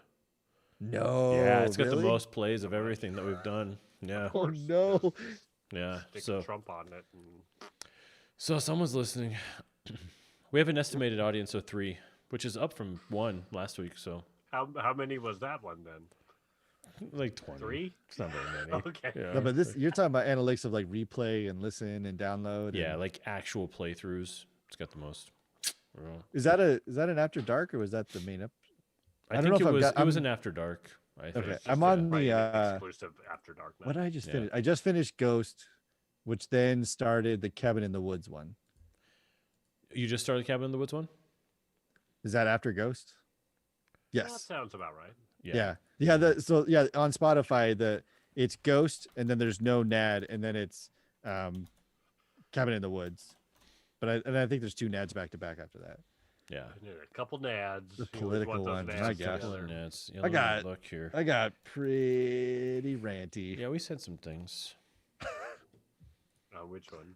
The political one. episode. Oh yeah. Because most of them are like 3 plays, 2 plays, 5 plays, 20 plays, which is not a lot, Way obviously, more. by but any. still, That's a comparatively. 400% increase. Oh, wait. Ready Player Yeah. 1 has 22, and The Rise of Skywalker has 24. So we've got a little, we got a thing going. I just got to get this stuff out on, like, the socials. Like, I don't spend any time on getting our name out there. So I gotta work on that. We'll get there. What do we have? We got $3.94 in our bank account from how many From our that's how many sponsor, plays we've Anchor? got. Yeah, from our sponsor, the place we host it. how's Brian's life? He's all right. He's just busy. I think he's still doing the 2 jobs right now. So yeah, so just busy. But one of the shows that he's on just got renewed for a 3rd season. So in theory, he'll be on it for that 3rd season. So I know he's moving to a pilot in between Nice. But I don't know. I don't remember where they shoot. I think they shoot it in Vancouver. So Canada is a little tougher on the COVID stuff. So they'll probably wait to. They'll probably start pre-production pretty Spring soon. But shooting, so. yeah, exactly. Because I think that a lot of the stuff that we're finishing up right now is all stuff that was shot in, like December, or I guess before Oh, before really? Thanksgiving of last year, and then stuff that managed to get shot in Squeezed in January, summer. February, Yeah. first week of Wow. March or so. Yeah, because so that's when Brian's show was shot. I think was like January, February, or something like that. So Well, but is that it probably depends, right? Like if it's just some random like network TV show and they were able to squeeze some stuff in the spring or even summer, then yeah, probably have a faster turnaround, right? Where like yeah, his project or other things are gonna yeah. Hollywood take didn't more do post production. anything until I think they started doing some stuff in like September-ish, Yeah. but like nothing. Like they shut like they what was that show called? What was the Good Wife spinoff? The bad wife. Bad husband. The Bad Lieutenant. It was whatever that was. Like they just stopped the show. Like they just were like, okay, the show's over now. Like that's just what they did with Yeah. it once it. Killed it. Or Yeah, they just killed said it. it's on They just hiatus? decided to take what they had shot, figure out how to make that the last episode of the show, and Wow. called it a day. Yeah, like that's the level. That's gonna be interesting. Like in 5 years, yeah, when some of this stuff is good enough that it hits like TBS or syndication or whatever, and these shows now where everyone's wearing masks and there's plastic shields everywhere, it's like that's gonna be such an interesting time capsule when people go back and watch it and be like, oh man, this was that was a thing. 2020. Holy cow. Yeah, Like it's I was trying to think about some of the classic shows when we were kids or that happened during like the 80s and 90s where they didn't deal with things like we made the joke about AIDS, but they didn't deal with AIDS. yeah. And then all of a sudden, like MTV makes a show where one of their lead characters is a gay man. This is the real world. He's a gay man with AIDS. And they were like, you can live with people with AIDS. Like this isn't this like Right. Breaking this isn't this atomic bomb of walking around. Like you can, so they finally tackled it. And then it was like everywhere. And then it was like, we're going to have two girls kiss. What? And Yeah, it's just so what it it's like is. there's these weird benchmarks in TV and cinema and stuff that are going to go. And now it's like right now, like Law and Order, which is on season 65 million. There's gonna be that one season in the box set where they're all wearing like masks, Right, and like yeah. everyone's behind plastic shields, and it's just be like, oh, this is the COVID episodes. COVID year. But COVID it's, year. even Die Hard. Did they do that? Watching that last night was what's his name is doing coke on the table. It's like that's not even a thing anymore, man. Yeah, like you don't missed some. see that in movies. It's just not. You see it in movies about the 80s and 70s. Like that's what you Yes. see. You see it. Oh in right, yeah, that Scorsese movie movies. was at the time. Yeah, like but that you was don't that was see not it a now in historic movies. drama. That movie was shot as it takes place today. Yeah. So for him to so casually be like, and then the cop to be like, "Oh, you missed some," like they're just like, Yeah. cocaine. Yeah, just say we're rich. We got cocaine. And right in front of his boss, he's like, Yeah. "Hey man, yeah, funny joke." Yeah. Right. All that On stuff his today is boss's like, desk, basically. Like we're gonna need you Right. to pack up your shit. Yeah. Oh, those were the days, huh? I guess. I don't know. AIDS Were and they? SpaghettiOs. Those were. That's when life was good. Look at this stuff. Isn't it white Isn't it neat? as it goes up my nose? Is that a bright light? Well, shall we wrap it up? You feel good about that? I got a few things I need to finish We up keep before that I one? head We home. cutting? So, Keeping that take, fellas. yeah, that was definitely the worst episode we've ever recorded. I like the Photoshop part. That's my favorite part. You know, it's I can't wait to listen to this one back. Oh, that's gonna be a tough one. But Is it Control I? No, it's Control Shift I. No, what? And then just silence while we're all clicking. Then I started playing with my Iron Man. Yeah, right. Yeah, let's not forget this late. All right, folks, thank you for listening. We appreciate you coming onto the live stream. Thanks, Someone everybody. asked on Facebook if we are all in a relationship. I bet it's hot. And three of us? I responded, I mean, sure we're a are nice little slash throuple. is. Yeah, you know we are. What? I'm not a 40-year-old virgin over here. Why would you think that? I'm 41. If we were in a relationship, we'd be good at it. We're very, what's the word? Like bros hanging with bros. Yeah. What's a little tummy sticks between bros?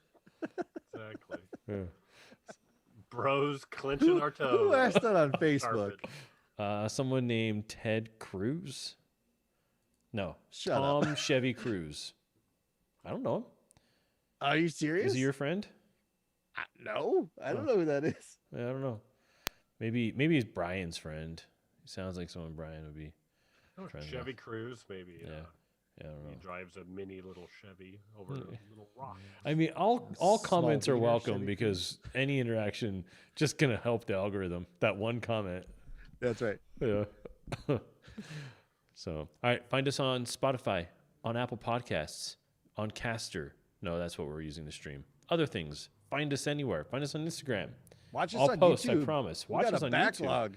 Yeah, we Go got the nuts. YouTube. You can watch us right here on Facebook. We're on SpaghettiO cans. Yeah. Right. There's a Find us. documentary about us on Disney Plus. Yeah, called Called Howard. Sitting on It's about us. Video. It's about us.